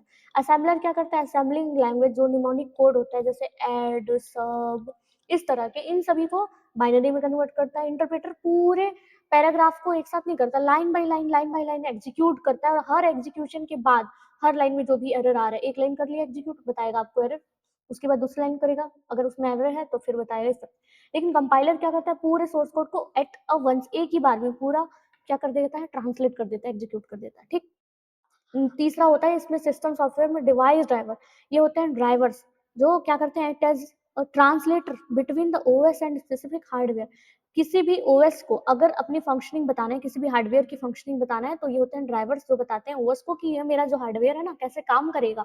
ठीक है, इसकी फंक्शनिंग को, या ओएस इनको कुछ कमांड भेज रहे हैं, इनको समझ में नहीं आता, तो इन दोनों को आपस में कम्युनिकेट करने के लिए एक ड्राइवर की जरूरत पड़ती है, ट्रांसलेटर के जैसे काम करता है दोनों के बीच। ठीक है, जैसे प्रिंटर का ड्राइवर होता है बस। इसके बाद में सिस्टम यूटिलिटीज में मेंटेनेंस टूल्स आते हैं, जैसे program design to analyse configure optimise and maintaining computer system. जब भी कंप्यूटर को आपको क्या करना पड़े कंप्यूटर डिजाइन टू एनालाइज, अच्छा ठीक है, एनालाइज करता है आपके कंप्यूटर को कॉन्फ़िगर करने के लिए, ऑप्टिमाइज करने के लिए, मेंटेनेंस के लिए यूज होता है। सिस्टम यूटिलिटीज प्रोग्राम जैसे एंटीवायरस जो है, डिस्क डिफ्रेगमेंटर है, बैकअप यूटिलिटीज हैं, ये सब वही काम करते हैं। उसके बाद होता है दूसरा जो टाइप है होता है एप्लीकेशन सॉफ्टवेयर।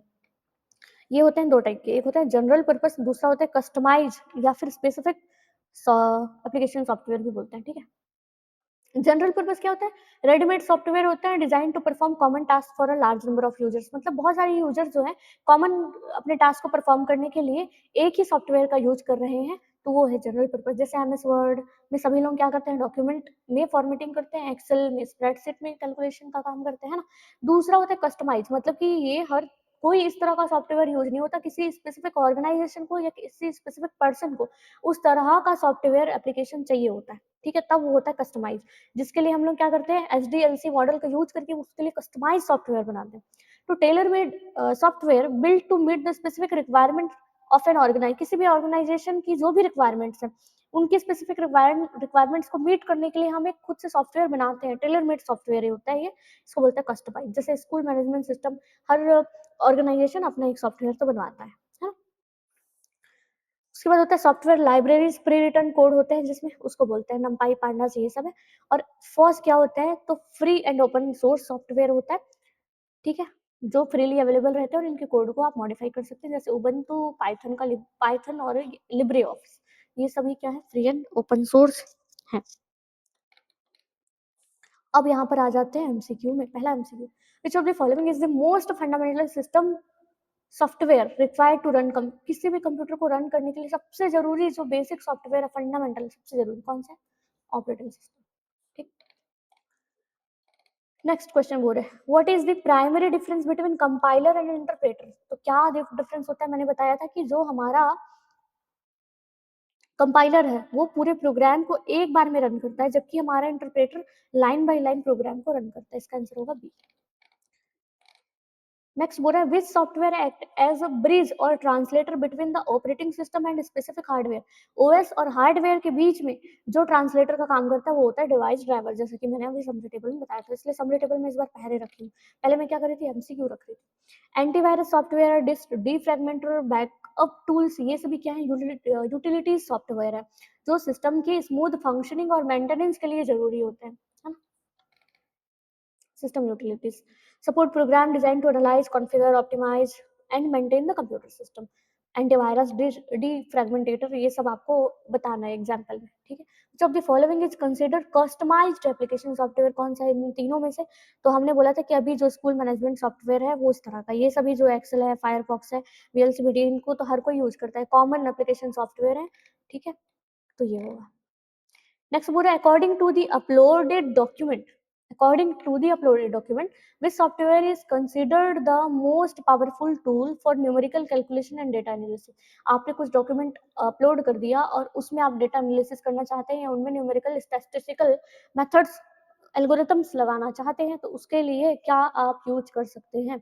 तो वर्ड प्रोसेसर नहीं, प्रेजेंटेशन टूल नहीं, आप यूज कर सकते हैं कौन सा, स्प्रेडशीट का, ठीक है, स्प्रेडशीट का यूज कर सकते हैं आप डेटा एनालिसिस के लिए। नेक्स्ट क्वेश्चन, द टर्म, ये क्या होता है, free and open source software होता है, सॉफ्टवेयर होता है, yes, free and open source, गलत है ये, गलत है ये, नीचे वाला सही है, ठीक है, सिस्टम लिख दिया ना ये, बी।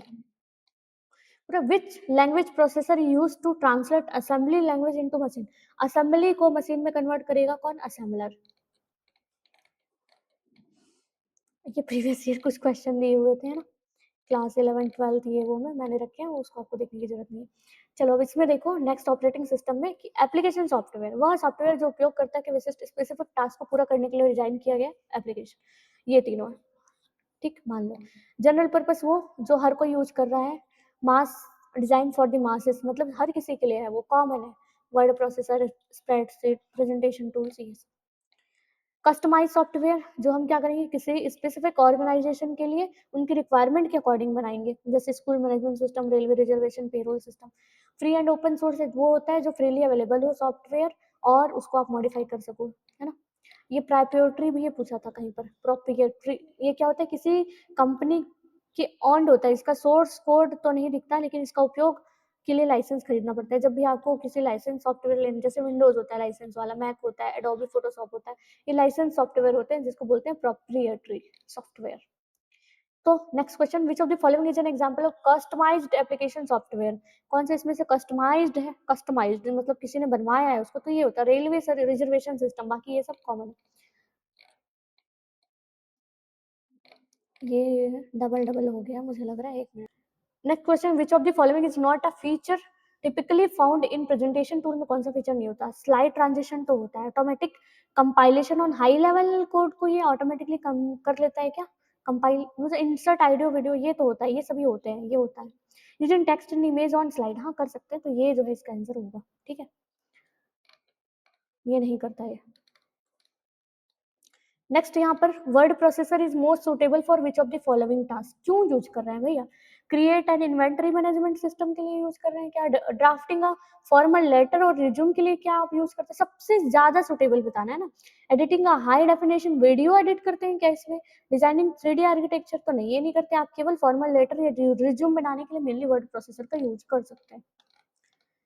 नेक्स्ट बोल रहा है which of the following is a primary characteristics of proprietary software as opposed to open source system, इन दोनों इसकी प्राइमरी कैरेक्टरिस्टिक्स बताना है क्या होता है, ठीक है। Its source code is freely available, क्या it can be modified, its source code is hidden and owned by the creator. देखो भाई ये free and open source software है नहीं जो आपके लिए फ्रीली अवेलेबल रहेगा, इसका सोर्स कोड हिडन रहता है, क्रिएटर के पास होता है ये, ठीक है। आपको इससे लेना सब्सक्रिप्शन लो, पैसे दो, सी इसका आंसर हो जाएगा। अब नेक्स्ट क्वेश्चन इसमें देखते हैं कि which of the following software combinations correctly represent general purpose application, किसमें से ये है जिसमें जनरल पर्पस एप्लीकेशन सॉफ्टवेयर है पूरा, तो ये तो ऑपरेटिंग सिस्टम है, तो ये तो सिस्टम सॉफ्टवेयर है। MS word, Google sheet, Libre office, impress, हाँ ये सही है, मुझे ऐसा लग रहा है। बाकी बढ़ते हैं, कंपाइलर इंटरप्रेटर, ये तो लैंग्वेज ट्रांसलेटर है। एंटीवायरस, डिफ्रैगमेंटर, ये तो यूटिलिटीज है। मतलब ये जो है ये एप्लीकेशन सॉफ्टवेयर है तीनों, ठीक। नेक्स्ट बोल रहा है company want software specifically to manage its employ payroll, मतलब कि वो खुद से बनवा रहे हैं ना, समझ आ गया ना इसमें क्वेश्चन, खुद से वो बनवाना चाह रहे कोई ऐसा सॉफ्टवेयर अपनी कंपनी के लिए, तो उसको बोलेंगे कस्टमाइज्ड एप्लीकेशन सॉफ्टवेयर। नेक्स्ट बोलो what is the fundamental difference between system software and application, क्या होता है दोनों में difference. System software is free ना, system software manage hardware, yes, while application software perform specific task for the user, ये तो मुझे सही लग रहा है। System software requires an internet connection, application software is required to boot the computer, नहीं, ये सबसे ज्यादा सही है ना, बी। नेक्स्ट बोल रहा है which of the following is an example of an open source operating system mentioned frequently, ठीक है, तो ओपन सोर्स जो ऑपरेटिंग सिस्टम है वो उबंटू है, ठीक है। तो ये जो है अब आपके पास आ गया बुलियन लॉजिक, ठीक, याद रखिएगा। बुलियन लॉजिक में हम पढ़ेंगे लॉजिक गेट, ये लॉजिक गेट जो होते हैं वो क्या होते हैं, बेसिक बिल्डिंग ब्लॉक होते हैं किसी भी कंप्यूटर सिस्टम के, ठीक है, जो क्या करते हैं इनपुट लेते हैं, मोर देन वन इनपुट लेते हैं और एक आउटपुट आपको देते हैं किसी भी डिसीजन के आधार पर, जैसा आप डिसीजन जैसा आप गेट देंगे उसके आधार पर, ठीक है। तो नॉड को इन्वर्टर भी बोलते हैं, क्या काम करता है, जो भी इनपुट दोगे उसका कॉम्प्लीमेंट कर देता है, अगर आप ए दोगे तो ए कॉम्प्लीमेंट कर देगा, ठीक है, जीरो दोगे तो वन दे देगा। एंड जो है ये मल्टीप्लीकेशन के जैसा काम करता है और इसमें ए एंड बी ये वाला यूज करते हैं, अगर दोनों इनपुट वन है तब वो ट्रू देगा, ठीक है, और जो है वो एडिशन के जैसे बिहेव करता है, एक इनपुट कम से कम ट्रू होना चाहिए, वन होना चाहिए, तब आपको आंसर जो है वन मिलेगा। नैंड गेट कैसे काम करता है, ये यूनिवर्सल गेट है क्योंकि इससे सभी ये जो तीनों बेसिक बिल्डिंग ब्लॉक वाले गेट है वो बनाए जा सकते हैं, और इसको लिखते हैं ऐसे, ठीक है, कॉम्प्लीमेंट डाल देना। अब ये input are not both one, result is zero only if both inputs are, जैसे एंड क्या करता था, दोनों इनपुट के वन होने पर ही आपको आउटपुट वन देता था, तो यहाँ पर उसका उल्टा रहेगा कि दोनों वन रहेगा तभी जीरो देगा, ठीक, अपोजिट काम करेगा ना, कॉम्प्लीमेंट लगा दिया एंड में। नॉर जो है और में आप क्या कर दोगे, कॉम्प्लीमेंट लगा देना। अब इसमें क्या होना चाहिए, जब भी वहां पर एक भी एटलीस्ट वन क्या होना चाहिए, हम लोग बोलते थे वहां पर एटलीस्ट एक वन होना चाहिए तभी वन मिलेगा, यहाँ पर दोनों इनपुट जब जीरो होंगे तभी आपको मिलेगा वन, ठीक है। एक्सॉर मतलब क्या होता है, एक्सक्लूसिव और, जिसको हम लिखते हैं इस तरह से भी, अब ये डिफरेंट इनपुट रहता है तब आउटपुट वन देता है, ठीक है। और एक्सनॉर क्या करता है, इसको एक्सक्लूसिव और भी बोलते हैं, और इसको ऐसे नहीं लिखते, ठीक है, इसको लिखते हैं ऐसे, इस तरह से, ठीक है। अब ये दोनों इनपुट अगर सेम रहेंगे तभी आपको आउटपुट वन देगा। अब पढ़ लिए सारा गेट, करते हैं शुरू। Which of the following logic gate produce a high output only when all of its input, सभी के वन होने पर वन देगा, वो कौन सा है, वही है एंड, ठीक है, एंड गेट इसका आंसर हो जाएगा। नेक्स्ट क्वेश्चन यहाँ पर है according to De Morgan second theorem, first जो थ्योरम होता है वो होता है ये एंड का कॉम्प्लीमेंट वाला, और दूसरा जो रहता है वो होता है और वाला, नॉर वाला, ठीक है। ये नैंड के लिए रहता है पहला वाला, दूसरा वाला रहता है नॉर के लिए, सेकंड वाले की बात कर रहे हैं, ठीक है। किसके इक्वल हो रहा बराबर होता है, तो यहाँ पर ये डेथ थोड़ा सा इधर उधर हो गया, आप समझ जाना, ये इसके बराबर होता है, ठीक है, प्रोडक्ट के कॉम्प्लीमेंट के बराबर होता है, समझ गए। ये देखो यहाँ पर कुछ कुछ दे भी दिया है, ये एंड ऑपरेशन जो होता है इसके कॉम्प्लीमेंट के equivalent, complement of an and operation होता है, ठीक। नहीं एंड तो पहला वाला था ना, यहाँ पर बताया, दूसरा वाले की बात की तो दूसरा ये होगा, सॉरी, दूसरा होगा ये।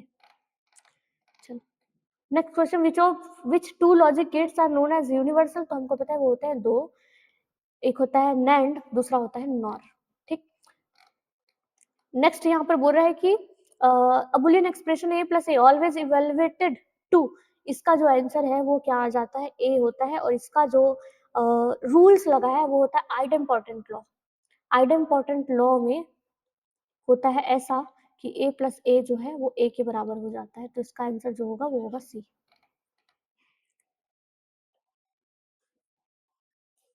ठीक है। A plus A equal to one always, A होगा दोस्तों इसका आंसर, ठीक है।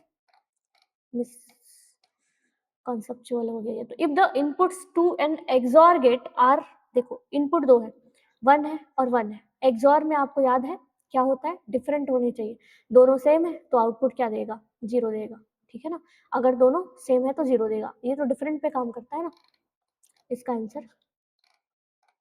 Next, how many rows will a truth table have for a Boolean expression 3 input. अगर 3 इनपुट वेरिएबल्स है तो कितने रोज की जरूरत पड़ेगी आपको ट्रूथ टेबल बनाने के लिए। तो इसका आंसर हो जाएगा 2 to the power 3 equal to 8। 8 आपको बुलियन अलग अलग वेरिएबल्स रखने पड़ेंगे, ठीक है, 8। इसका आंसर हो जाएगा बी। नेक्स्ट क्वेश्चन यहाँ पर बोल रहा है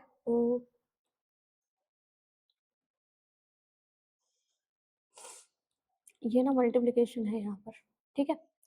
मल्टीप्लिकेशन हो एडिशन हो दोनों एक ही जैसे हैं, लेकिन इसको बोलते हैं एसोसिएटिव, है ना। x प्लस करके x इंटू वाई, इस तरह से कुछ रहे, या x प्लस भी रहे मल्टीप्लिकेशन भी रहे, तब भी दोनों में ही ये क्या हो जाता, डिस्ट्रीब्यूट। एक मिनट, ठीक है। तो ये जो है यहाँ पर ये मल्टीप्लिकेशन है, ठीक। तो मल्टीप्लिकेशन जो है इस तरह से लिखते हैं ना दोस्तों, x plus X into Y, ये तो इसका ये जो है x के बराबर हो जाता है ये, ठीक है, x के बराबर हो जाता है। तो इसको हम लोग बोलते हैं एब्जॉर्प्शन लॉ।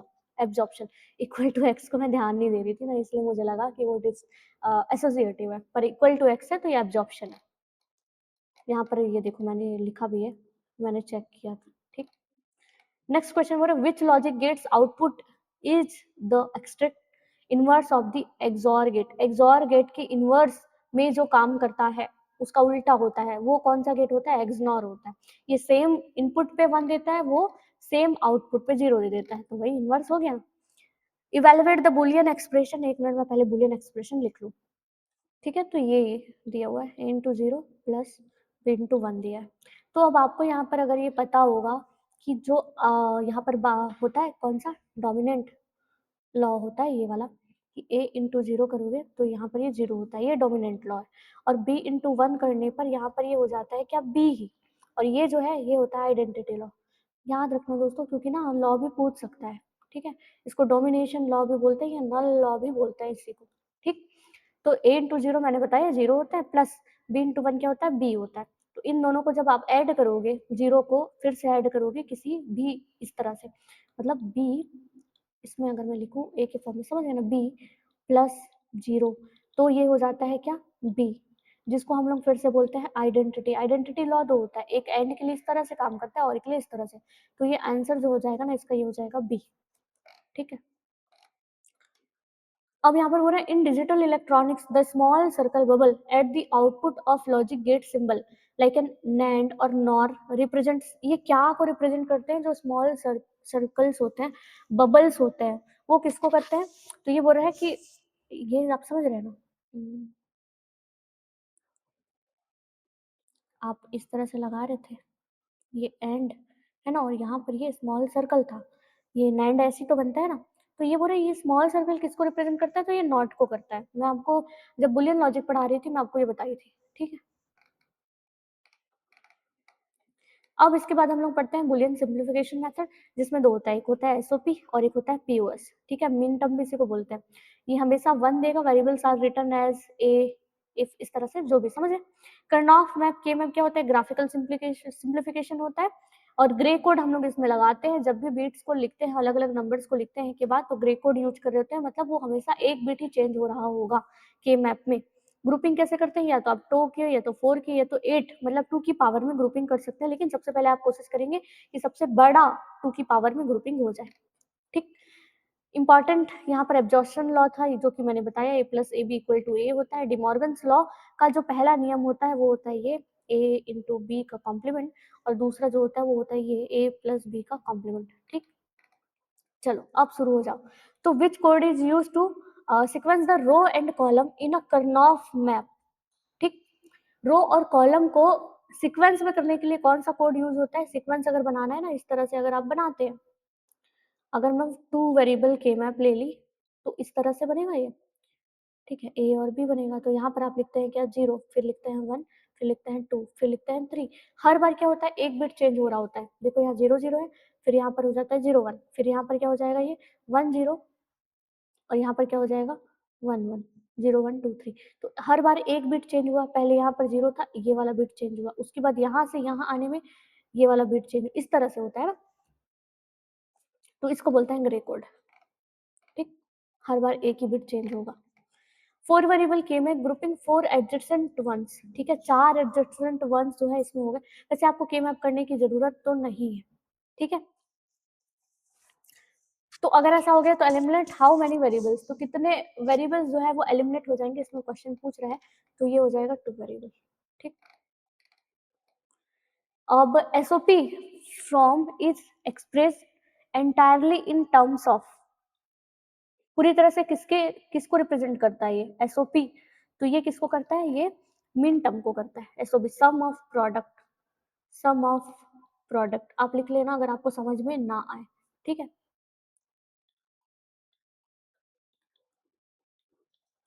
प्रोडक्ट है, ये प्रोडक्ट है, उनके बीच में सम है, यही क्या होता है, एसओपी वाला है, ठीक है, min term. Simplify the Boolean expression, अब इस तरह से दे दिया ए प्लस ए बी, ये तो एब्जॉर्प्शन लॉ लगा है दोस्तों, आपको भी पता है ये सीधा। लेकिन अगर आपको सिंप्लीफाई करना है तो पहले ए को कॉमन निकालो, फिर 1 प्लस करके यहाँ बी कर दो, फिर उसके बाद आप क्या कर सकते हो, ए तो ठीक है, लेकिन ये जो है ये डोमिनेशन लॉ हो जाएगा, तो ये हो जाएगा 1, फिर यहाँ पर आइडेंटिटी लॉ लग जाएगा, इसलिए हो जाएगा ए। बाकी आपको सीधा पता है कि ये एब्जॉर्प्शन लॉ है, ठीक है, इसका आंसर ये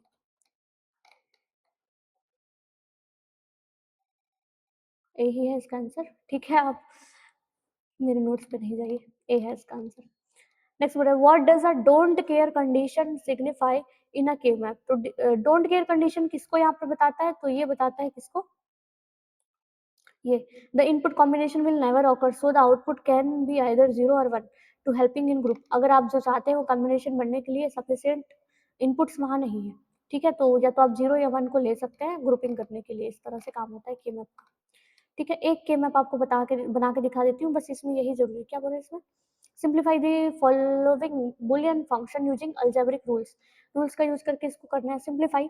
तो यहाँ पर मैं तो पहले इसको करूंगी, ब्रैकेट को हटा दूंगी यहाँ से, ठीक है, इस तरह से ही मैं ज्यादा यूज करती हूँ। फिर मैं यहाँ पर कर दूंगी तो ये हो जाएगा B B plus B C, हो गया, बस मैं ब्रैकेट यहाँ पर ओपन करी हूँ, ओपन करने पर ये आ जाएगा। अब यहाँ पर देखो, यहाँ पर ये हो जाएगा आइड इम्पोर्टेंट, क्योंकि यहाँ पर ए प्लस ए जो है वो होता है ए के बराबर, और इसको जो है ये आप सिंप्लीफाई किए, इसको बोलते हैं डिस्ट्रीब्यूटिव लॉ, यहाँ पर यूज हुआ है। इसके नेक्स्ट वाले में जब मैं ये वाला लगाऊंगी तो अब यहाँ पर एब्जॉर्प्शन लॉ लगेगा, एब्जॉर्प्शन एब्जॉर्प्शन लॉ लगेगा, तो ये जो 2 बार है वो एक बार लिखा जाएंगे इसकी तरफ, एब्जॉर्प्शन नहीं बोलते इसको, आइड इम्पोर्टेंट बोलते हैं, आइड इम्पोर्टेंट लॉ है ये, ठीक। तो एक बार लिख देंगे ए बी प्लस ए सी और नहीं है, और बी इंटू बी जो है वो भी बी हो जाता है, बी इंटू बी जो है ये भी बी हो जाता है, ये भी वही है, आइड इम्पोर्टेंट, ठीक है। एक बार बी लिख दो, फिर बी सी लिख दो, अब इन दोनों में से या इन सभी में से बी कॉमन निकाल दो एक साथ, तो यहाँ पर बचेगा ए प्लस ये तो 1 हो जाएगा, प्लस सी हो जाएगा, ठीक है। अब किसी भी नंबर को जैसे कि 1 प्लस ए करते थे आप, या ए प्लस 1 करते थे, है ना, तो ये क्या हो जाता था, 1 हो जाता था, जिसको आप डोमिनेशन लॉ बोलते हो। यहाँ पर एक 1 है, तो इनसे अगर आप बाकियों को ऐड करोगे तो भी वो क्या हो जाएगा, डोमिनेट हो जाएगा, तो इसका वैल्यू आ जाएगा 1, ठीक है। तो लगा देना यहाँ पर क्या लगा है, ये डोमिनेशन लॉ, तो बी इंटू 1 कर देना। अब यहाँ पर आइडेंटिटी लॉ लगेगा, इसका आंसर आ जाएगा बी।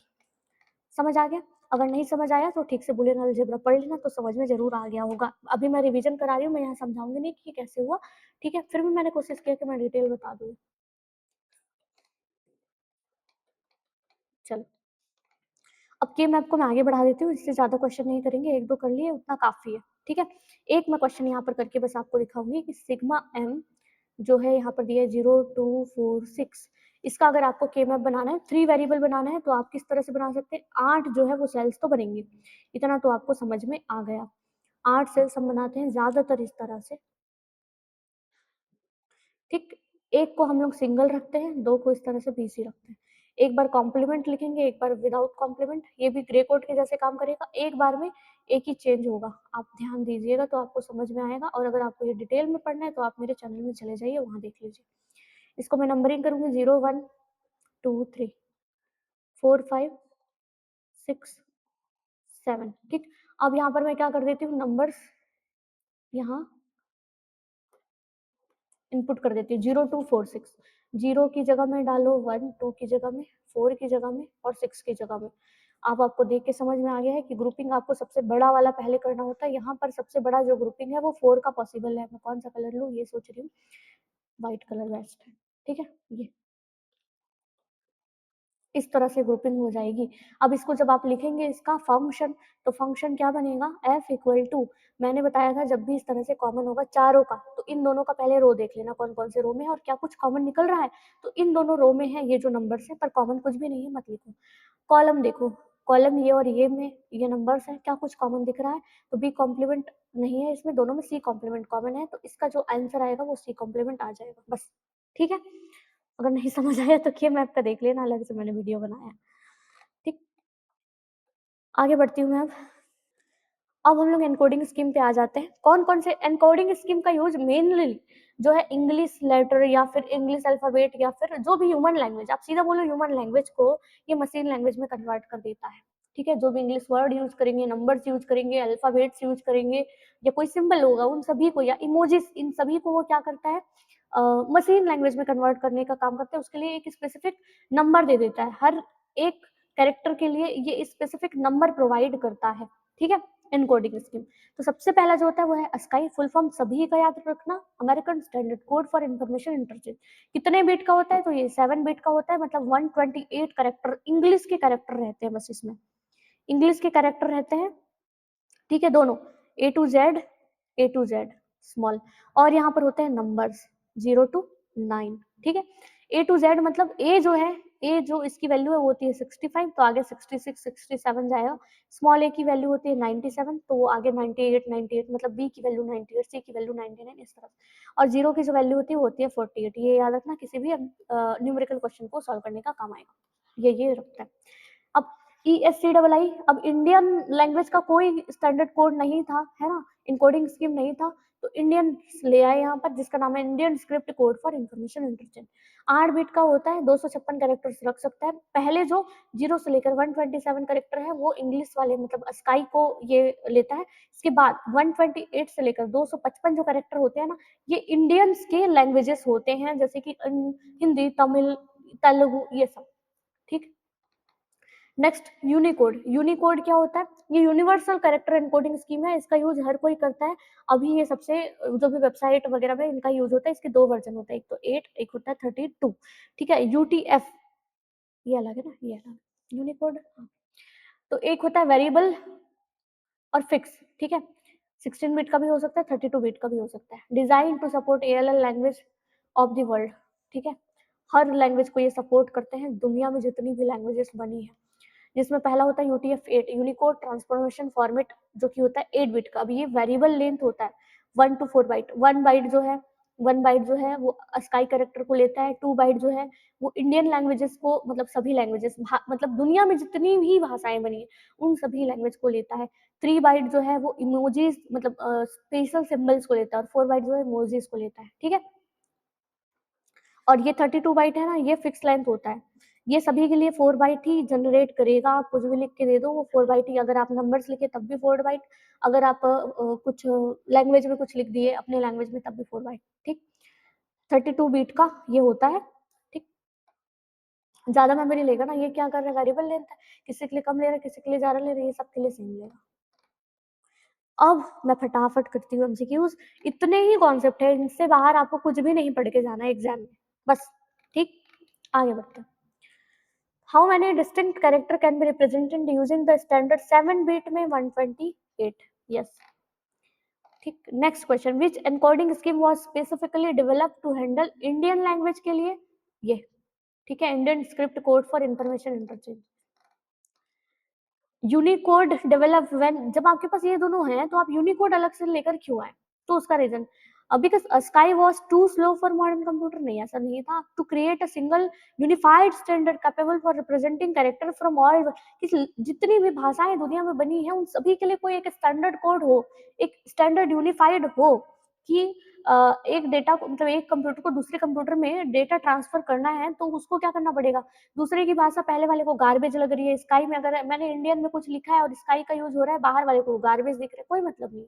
तो एक ऐसी इनकोडिंग स्कीम हो जो दुनिया भर की हर लैंग्वेज को बाइनरी कोड में कन्वर्ट कर दे और हर कोई उसको समझ पाए, ठीक है? तो उसके लिए यूज़ होता है, ये सही बोल रहा है, to create a single unified standard capable of representing character from all world language. जितनी भी दुनिया में भाषाएँ बनी हैं, उन सभी के लिए एक स्टैंडर्ड यूनिफाइड रिप्रेजेंटेशन हो, कैरेक्टर को रिप्रेजेंट करने का तरीका हो, ठीक है? नेक्स्ट बोले, which of the following Unicode UTF 32 bit for every characters, ठीक है? Uses a fix 32 bit character जो होगा यूटीएफ 32 है। Next, in the sky table if the decimal value of the uppercase letter a is 65, a जो है वो 65 है, तो d क्या होगा? तो भाई a लिख लेना, 66, 67, 68, b c d 68 होगा, ठीक। नेक्स्ट, कि which encoding format is the dominant character encoding for the world wide web? Her world wide web में जो यूज हो रहा है वो कौन सा यूज हो रहा है? तो वो होता है यूटीएफ 8, जैसे कि मैंने आपको बताया था। वेब पेजेस, वेबसाइट्स, इन सभी में जो यूज होता है वो यूटीएफ 8 होता है, क्योंकि ये वेरिएबल लेंथ है तो मेमोरी एफिशिएंट होता है ये। Next, the extended ASCII, ASCII 7 bit का होता है, एक्सटेंडेड जो है वो 8 बिट का होता है, बस ये याद रखो, ठीक। मैथमेटिकल ऑपरेटर्स, ग्राफिक कैरेक्टर्स वगैरह भी इसमें यूज हो गए थे, इसमें इंक्लूड हो गए थे, सिंबल्स वगैरह, ठीक। Next, what happen if a computer tries to open a text file encoding in sky using an ASCII reader? अब भाई लिखा इसमें है, इसमें कर रहे हो तो कुछ नहीं दिखेगा, गार्बेज लगेगा, तो जहां पर गार्बेज वार्बेज लिखा होगा उसी को कर लेना, ये वाला है। The text appear as a sequence of incorrect और इनकॉग्निजिबल करेक्टर, ठीक है, गार्बेज की जगह लगेगा वो, सी आंसर है इसका। नेक्स्ट बोल रहे, an emoji sent in a WhatsApp message is represented using which encoding? अगर वो आपने कुछ इमोजीज भेजा है तो इमोजीज को कौन सपोर्ट करता है इन सभी में? तो वो यूनिकोड सपोर्ट कर रहा था, है ना, यूनिकोड सपोर्ट कर रहा था इमोजीज को। Next, how many bytes of memory will the word CAT occupy if it is encoded purely? अब यूटीएफ 32 में है ना, तो हर एक कैरेक्टर को वो 32 बीट में ही लेगा। अब 32 बीट मतलब कि कितने हो जाएंगे? 32 बीट मतलब कि 8 से डिवाइड कर दो, 4, एक कैरेक्टर के लिए 4, तो 3 कैरेक्टर के लिए 4 से मल्टीप्लाई कर दो तो 12 बाइट लग जाएंगे। समझ में आ गया ना? एक कैरेक्टर के लिए वो क्या लगेगा? 4 बाइट लेगा, ठीक है। 32 बिट लेता है ना, उसके लिए सभी के लिए एक होता है भाई, तुम सी रखो, ए रखो, टी रखो, कोई नंबर रखो, कोई इमोजीज रखो, सिंबल रखो, इसमें सबके लिए 4 बाइट ही लेता है यूटीएफ 32। इसलिए यहाँ पर लगेगा हर बाइट के लिए 4, मतलब एक बीट के लिए 32 बीट या 4 बाइट, तो 3 के लिए 12 बाइट।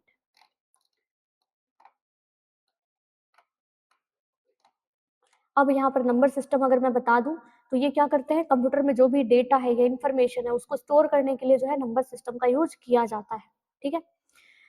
अब उसके लिए अलग अलग बेस है, जिसमें है पहला बाइनरी जिसमें 0 और 1 जो है ये यूज होता है, दूसरा होता है ऑक्टल जिसमें होता है बेस 8 0 से 7 तक, डेसिमल होता है 10 0 से 9 तक, ठीक है। This is more common number system used by human, हम लोग जो डेली लाइफ में यूज करते हैं वो होता है डेसिमल। हेक्साडेसिमल जो होता है वो होता है 16, 16 मतलब 0 से 9 तक के तो नंबर्स रहेंगे, बाकी ए से एफ तक के इस तरह से बन जाएंगे। ए को 10, 11 को लिखेंगे बी, 12 को लिखोगे सी, 13 को लिखोगे डी, इस तरह से, ठीक। अब फटाफट आ जाओ, कन्वर्ट करना है आपको, ये दिया है किसमें? डेसिमल में, बाइनरी में कन्वर्ट करना है। तो मुझे बस क्या करना है, इस 25 को डिवाइड करना है 2 से। कितने बार जाएगा ये? एक, और यहाँ पर 2, रिमाइंडर कितना बचा? एक, यहाँ लिखते जाओ। 6 बार जाएगा, रिमाइंडर 0 बचा। कितने टाइम जाएगा यहाँ लिखना, कितना रिमाइंडर है यहाँ लिखना? 3, कितना बच गया यहाँ पर? 0, 1, रिमाइंडर 1, नीचे से ऊपर की तरफ लिखो। तो ये जो है ये बन जाएगा आपका बेस 2 बाइनरी 11001, ठीक है, 11001। समझ आया? बाइनरी टू डेसिमल करना है ना, तब आपको क्या करना पड़ेगा, ये बाइनरी में है डेसिमल में, तब आपको इसको 2 की पावर से मल्टीप्लाई करना पड़ेगा। कैसे? देखो 1011 है, पहले इस 1 को 2 टू द पावर 0 से मल्टीप्लाई करो, फिर 1 को 2 टू द पावर 1 से, इसको मत करना क्योंकि 0 है तो किसी से भी मल्टीप्लाई कर दो 0 ही आएगा। फिर इस 1 को क्या करना, अब ये 1 था, इसके लिए 2 होता है, इसके लिए 3, बस ये होगा 8 प्लस 2 प्लस ये 2 टू द पावर 0, 1 हो जाएगा, 1 इंटू 1 1, तो ये 10 है, 11 हो जाएगा इसका आंसर। ठीक, ये डेसिमल टू ऑक्टल अगर आपको करना है तो डेसिमल टू किसी में भी करना हो आपको उसके बेस से डिवाइड करना पड़ता है। तो 200 156 को 8 से डिवाइड करो, पहले में रिमाइंडर 4 आएगा, दूसरे में 3, फिर 2, तो 2 3 4 इसका आंसर हो जाएगा। ऊपर मैंने बता दिया, अगर डिटेल में पढ़ना है तो मेरे चैनल में चले जाना। ये ऑक्टल टू डेसिमल है, ऑक्टल टू डेसिमल हो गया ना। अब तो अब आपको क्या करना पड़ेगा, जब भी ऑक्टल है डेसिमल में कन्वर्ट करना है तब आपको 8 से उसको क्या करना पड़ता है, बेस में ले जाके मल्टीप्लाई करना पड़ता है, जैसे मैंने अभी 2 का करके दिखाया। रूल्स रेगुलेशन सेम रहेंगे सभी में। डेसिमल टू हेक्सा है तो 16 से डिवाइड कर दो, रिमाइंडर को ले लो, और अगर वो हेक्सा टू डेसिमल है तो 16 के पावर में मल्टीप्लाई करते जाओ, उन नंबर्स को ऐड कर दो। ठीक, कॉन्सेप्ट सेम है दोस्तों सभी में। बाइनरी टू ऑक्टल कन्वर्जन अब मैं यहाँ पर आपको बता देती हूँ, बाइनरी टू ऑक्टल कैसे करना है उसका मैं शॉर्टकट बताऊंगी आपको, इसलिए मैं इसको डिटेल कर रही हूँ। जहां मुझे लगता है डिटेल की जरूरत है तो मैं आपको करूंगी जरूर, ठीक है।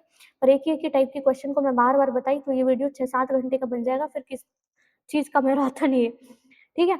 तो ये है, आपको क्या करना है, इसको कन्वर्ट करना है ऑक्टल में, तो आपको इसको ग्रुपिंग करना पड़ेगा 3-3 के, राइट से लेफ्ट की तरफ हम लोग इस तरह से ग्रुपिंग करते हैं 3 में। इसके लिए कुछ नहीं बचा, बेचारे को दे दो 2, ठीक।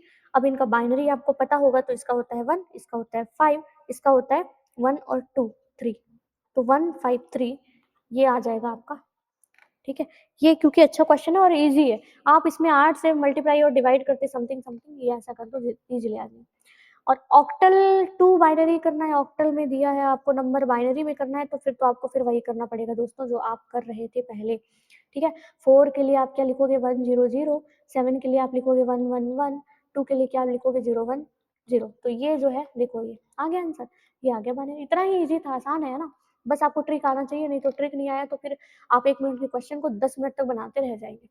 बाइनरी टू हेक्सा करना है, बाइनरी में इस तरह से दिया है, हेक्सा है तो 2 टू द पावर ये हो जाता है 4, 16 मतलब 2 टू द पावर 4, 4 की ग्रुपिंग करिएगा राइट टू लेफ्ट, ठीक है। तो इतने का बन गया 1, इतने का बन गया 2, इसके लिए कुछ नहीं था, सामने 0 0 0 लग जाएगा, लेकिन उसका मतलब 1 ही होगा।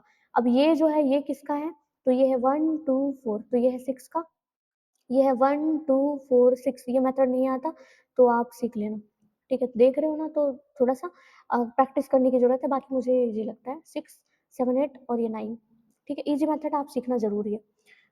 एक मिनट ना, बस मुझे और देखने दो, 6 7 8 9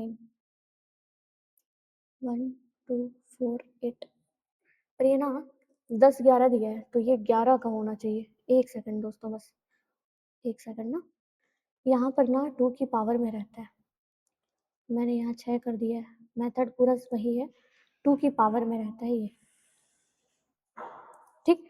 तो 8 9 10 11, तो अब ये आ जाएगा क्या 11, ठीक है। क्यों नहीं लिखा रहा भाई, 11, ठीक। तो इसलिए जो इसका आंसर आएगा 1 6 11, और 11 को आप क्या बोलते हैं, बी, तो यहाँ पर आ जाएगा 1 6 बी, ठीक। बढ़ते हैं आगे, 8 में 1 रहेगा, इसमें 1 रहेगा, 8 4 ये 12 हो गया, और ये, ठीक है। तो ये हो जाएगा 1 1 0, क्योंकि ये 4 बिट का है ना, तो इसको भी ना दोस्तों आप 4 बिट का बना लेना, ठीक। 10 11 12 13 A B C D E होता है ये, एफ जो है वो 15 होता है ना, तो ये पूरा 1 हो जाएगा, पूरा 1, ठीक। और 9 जो है, 9 के लिए हम लोग लिखते हैं 1 0 0 1, ठीक। अब ये जो है, हाँ बस बाइनरी में बन गया, इतना ही था, ठीक है। 4 बिट के फॉर्म में आपको लिख देना था, एक साथ आप लिख दोगे तो इस तरह से इसका आंसर आ जाएगा, ठीक।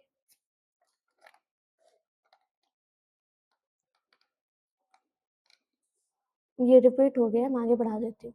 यहाँ एक क्वेश्चन है कि what is the primary difference between UTF-8 and UTF-32 encoding format, दोनों में क्या डिफरेंस है। तो ये इंग्लिश ओनली होता है और इसमें सभी लैंग्वेज होता है। ये वेरिएबल लेंथ होता है 1 to 4 बाइट के लिए, और ये जो है फिक्स लेंथ, यही इसका मेन डिफरेंस होता है दोस्तों। UTF-8 जो होता है वो वेरिएबल लेंथ होता है, जैसे कि मैंने आपको ऊपर बताया किसके लिए कितना बीट लगता है, वेरेज 32 वाला जो रहता है ना सभी के लिए एक जैसा होता है, हर किसी के लिए वो 4 बाइट ही लेगा, चाहे वो कैरेक्टर हो, सिंबल हो, इमोजी हो, एवरीथिंग, ठीक है। इसका आंसर भी हो जाएगा।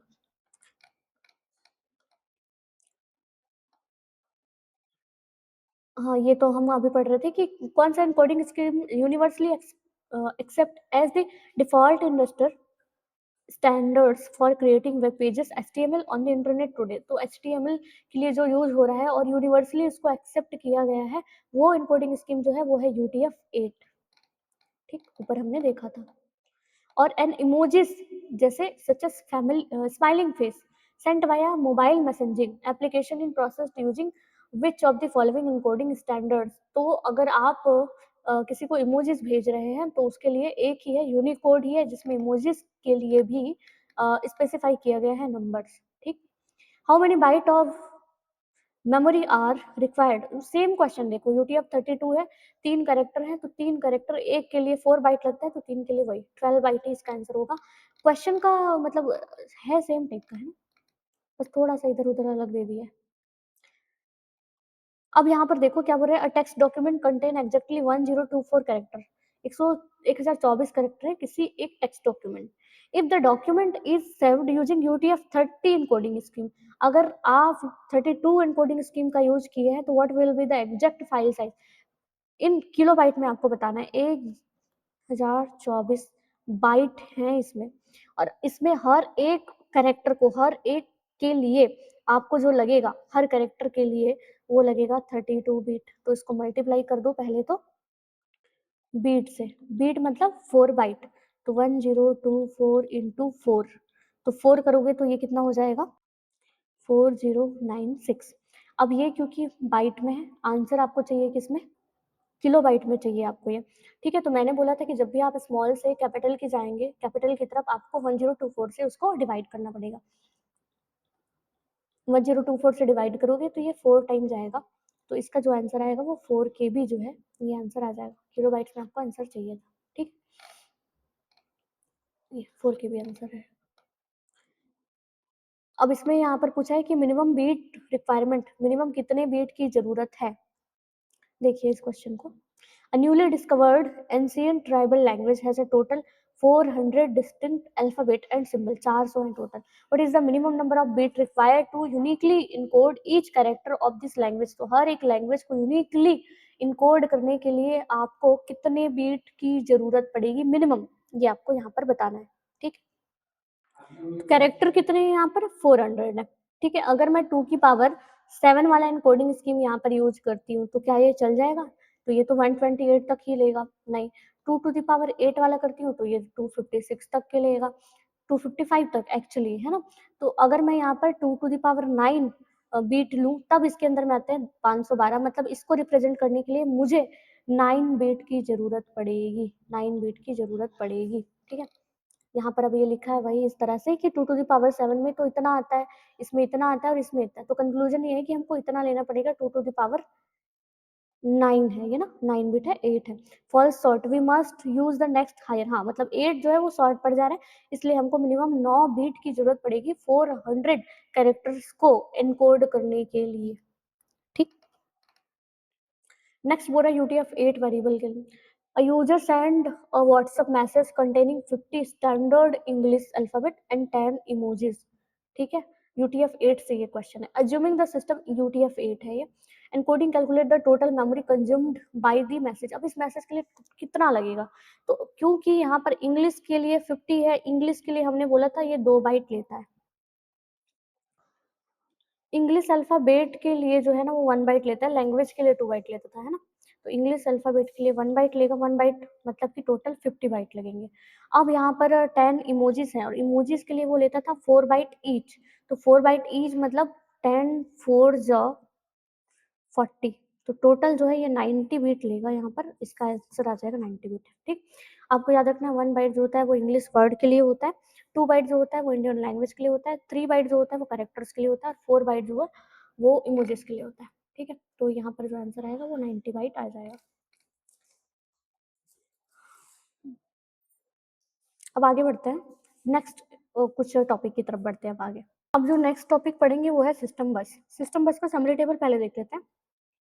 तो सिस्टम बस क्या होता है कि जब भी आपको CPU, मेमोरी या IO डिवाइस तक के जो भी चीज़ें, चाहे वो एड्रेस हो, डेटा हो या कंट्रोल सिग्नल्स हो, पहुँचानी हो, तो एक कम्युनिकेशन पाथवे का आप यूज़ करते हैं जिसको आप बोलते हैं बस। तो 3 टाइप के होते हैं, जिसमें पहला होता है एड्रेस बस। तो सीपीयू, मेमोरी या आईओ तक की अगर आपको मेमोरी लोकेशन एड्रेस इधर से उधर ले जाना है तब यूज़ करेंगे। यूनिडायरेक्शनल होता है ये, क्योंकि लॉजिकल एड्रेस या एड्रेस जो है केवल सीपीयू जनरेट कर सकता है, तो सीपीयू से जो है ये मेमोरी की तरफ जाती है इसलिए। तो इसकी विड्थ ये तय करती है कि सीपीयू कितनी स्पीड या मेमोरी कितनी स्पीड मेमोरी कैपेसिटी को एक्सेस कर सकती है, ठीक है। और डेटा बस क्या होता है, जब सिस्टम कंपोनेंट के बीच एक्चुअल डेटा या इंस्ट्रक्शन को ट्रांसफर करती है। ये बाई डायरेक्शनल होता है, सीपीयू से मेमोरी की तरफ भी आ सकती है डेटा और मेमोरी से सीपीयू की तरफ भी, ठीक। और कंट्रोल बस ये सीपीयू के द्वारा अन्य कंपोनेंट को भेजा जाता है, कंट्रोल और टाइम सिग्नल, इसलिए ये भी यूनिडायरेक्शनल, पार्शियली बाई डायरेक्शनल होता है, मिक्स होता है, ठीक है। चलो अब क्वेश्चन करते हैं फटाफट। In a computer system the size of the address bus determine the क्या, speed of data transfer, maximum memory capacity, processing speed of CPU, number of IO devices. तो ये मेमोरी की कैपेसिटी को बताता है, जितना ज्यादा एड्रेस बस होता है उतना ज्यादा मेमोरी की कैपेसिटी होती है। नेक्स्ट क्वेश्चन बोल रहा है which of the following statement is true regarding the data bus. Data bus के रिगार्डिंग कौन सा इसमें सही है, तो डेटा बस जो होता है वो होता है बाई डायरेक्शनल, पर ये यूनि डायरेक्शनल बोल दिया, इसका कैरिज करना नहीं।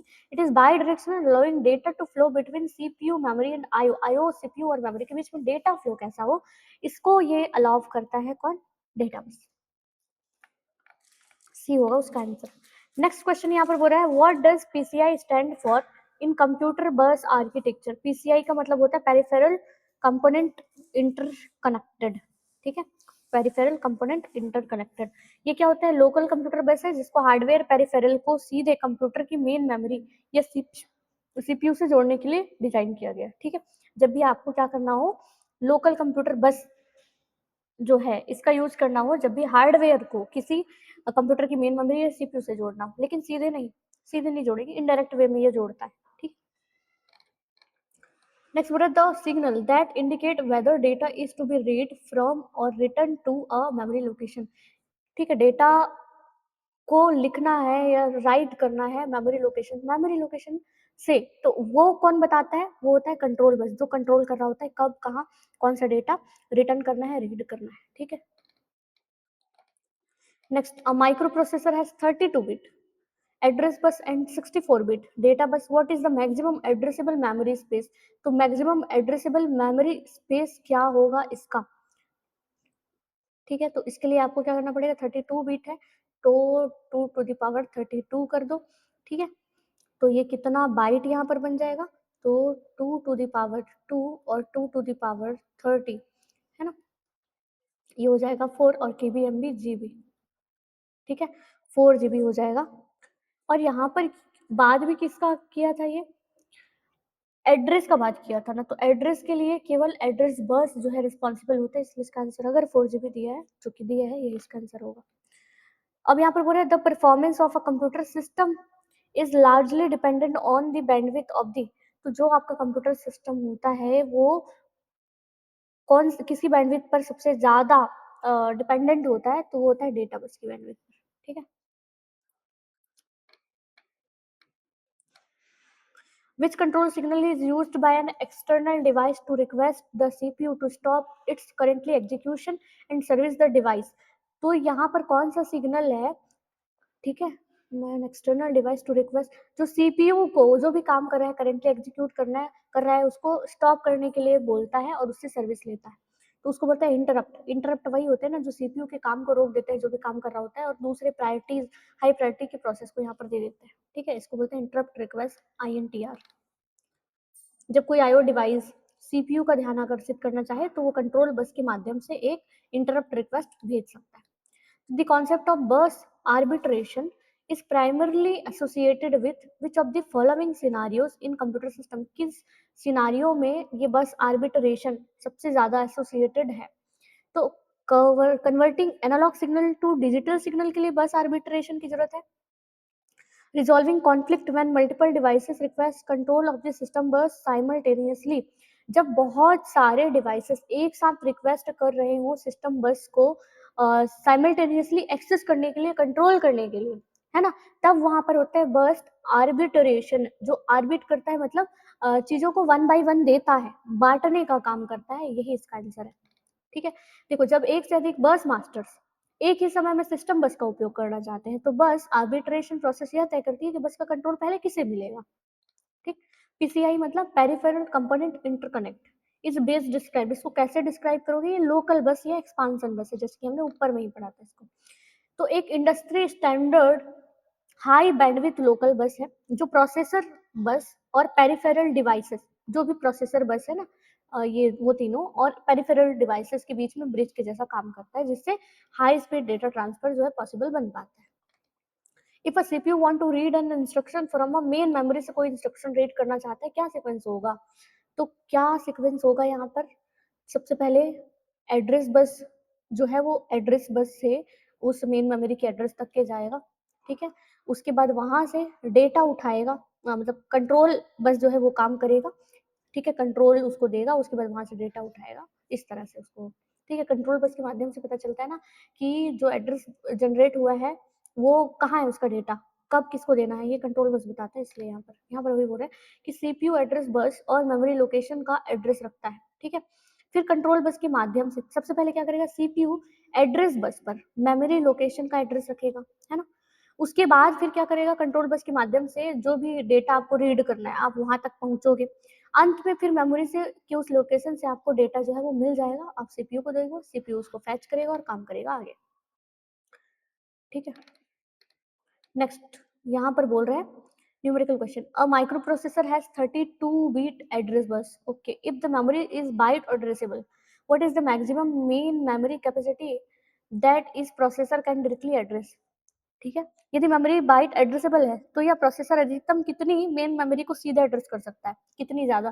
तो 32 बिट एड्रेस बस है, मतलब कि हमने जो ऊपर सॉल्व किया था सेम है, 2 टू द पावर 32, और इसको मैंने वहाँ निकाल के दिखाया था, ये 4 बाइट के बराबर होता है, मतलब 4 जीबी के बराबर होता है ना, मैंने वहाँ पर आपको दिखाया था, बस वही एज इट इज है, पूछने का तरीका थोड़ा अलग था।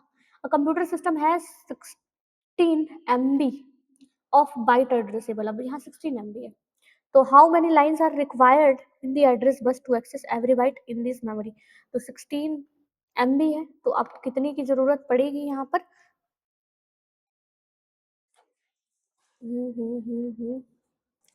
तो 14 एमबी को आप क्या कर लो, कन्वर्ट कर लो 2 टू द पावर 4, और के बी एमबी मतलब 20, तो ये हो जाएगा 4 और 20 24 लाइन्स, ठीक?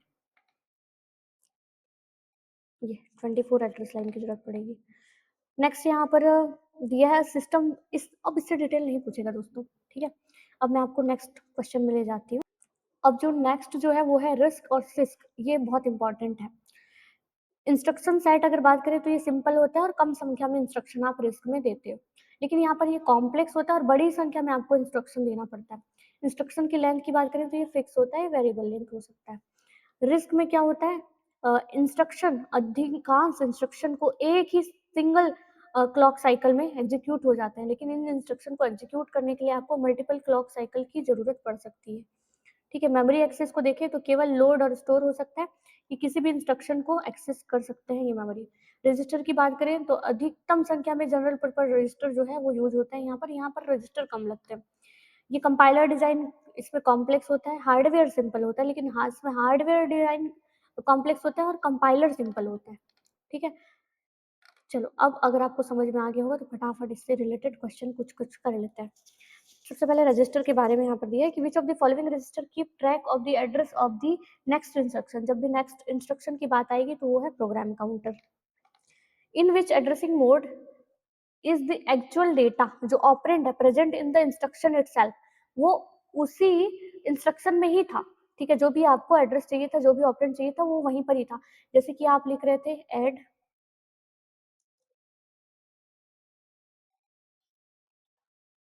2 और 3, मतलब एक्यूमुलेटर में जो भी डेटा है ना, उसमें आपको 3 को ऐड करना है, इस तरह से जो दिया रहता है, सीधे डेटा दे दिया है, ठीक है? तो इसको हम लोग बोलते हैं इमीडिएट एड्रेसिंग मोड, ठीक है? ऐड 5 दे दिया, वहाँ पर भी थी, तो 5 को सीधे आपको ऐड करना है, ठीक है? यहाँ पर ए नहीं रहेगा, एक्यूमुलेटर लिख दी थी मैं, ऐड 5 लिखोगे, सिंगल इंस्ट्रक्शन फॉर्मेट होता है ना, जिसमें केवल आपको एक वेरिएबल देना पड़ता है, इस तरह से। Next, zero address instruction. अब देखो एड्रेस जो इंस्ट्रक्शन फॉर्मेट है ना वो 3 तरह के होते हैं। पहला तो होता है 3 नहीं 4 0, फिर होता है 1, फिर 2 और 3। तो 3 में क्या होंगे, 3 अलग-अलग आप उसमें वेरिएबल यूज़ कर सकते हैं, इसमें 2 कर सकते हैं, इसमें 1 एक जो है एक बार में एक वेरिएबल मेमोरी वेरिएबल दे सकते हैं, और 0 में आपको मेमोरी देने की ज़रूरत नहीं है, स्पेस लिए भी नहीं आप काम करने लगते हैं। तो ये जो 0 एड्रेस इंस्ट्रक्शन है ना, वो जो है टॉप ऑफ द स्टैक पर काम करता है हमेशा। टॉप ऑफ द स्टैक आपको देने की ज़रूरत नहीं है, स्पेसिफाई करने की ज़रूरत नहीं है कि कौन से वेरिएबल पे काम करना है, वो सीधा ही वो इंस्ट्रक्शन ले लेगा टॉप ऑफ द स्टैक को। तो उसको बोलते हैं स्टैक ऑर्गेनाइजेशन, जो कि 0 एड्रेस इंस्ट्रक्शन पे काम करता है। ठीक है? स्टॉप के एलिमेंट्स पे वो ऑपरेशन परफॉर्म करके आपको आंसर दे देगा। विच of the following is a primary characteristics of risk processor. Risk जो है वो क्या करता है, large number of complex instruction लेता है, कॉम्प्लेक्स इंस्ट्रक्शन लेता है इसमें, या it has variable length instruction. Variable length होता है क्या, ये नहीं फिक्स होता है। It rely heavily on micro programming, नहीं, ठीक है, अगर आपको माइक्रो प्रोग्रामिंग करना है तो हेविली उसके लिए ये नहीं रहता। To follow a local store और लोड आर्किटेक्चर, हाँ इसी पे काम करते हैं, जैसे कि मैंने वहां पर ऊपर में दिखाया था।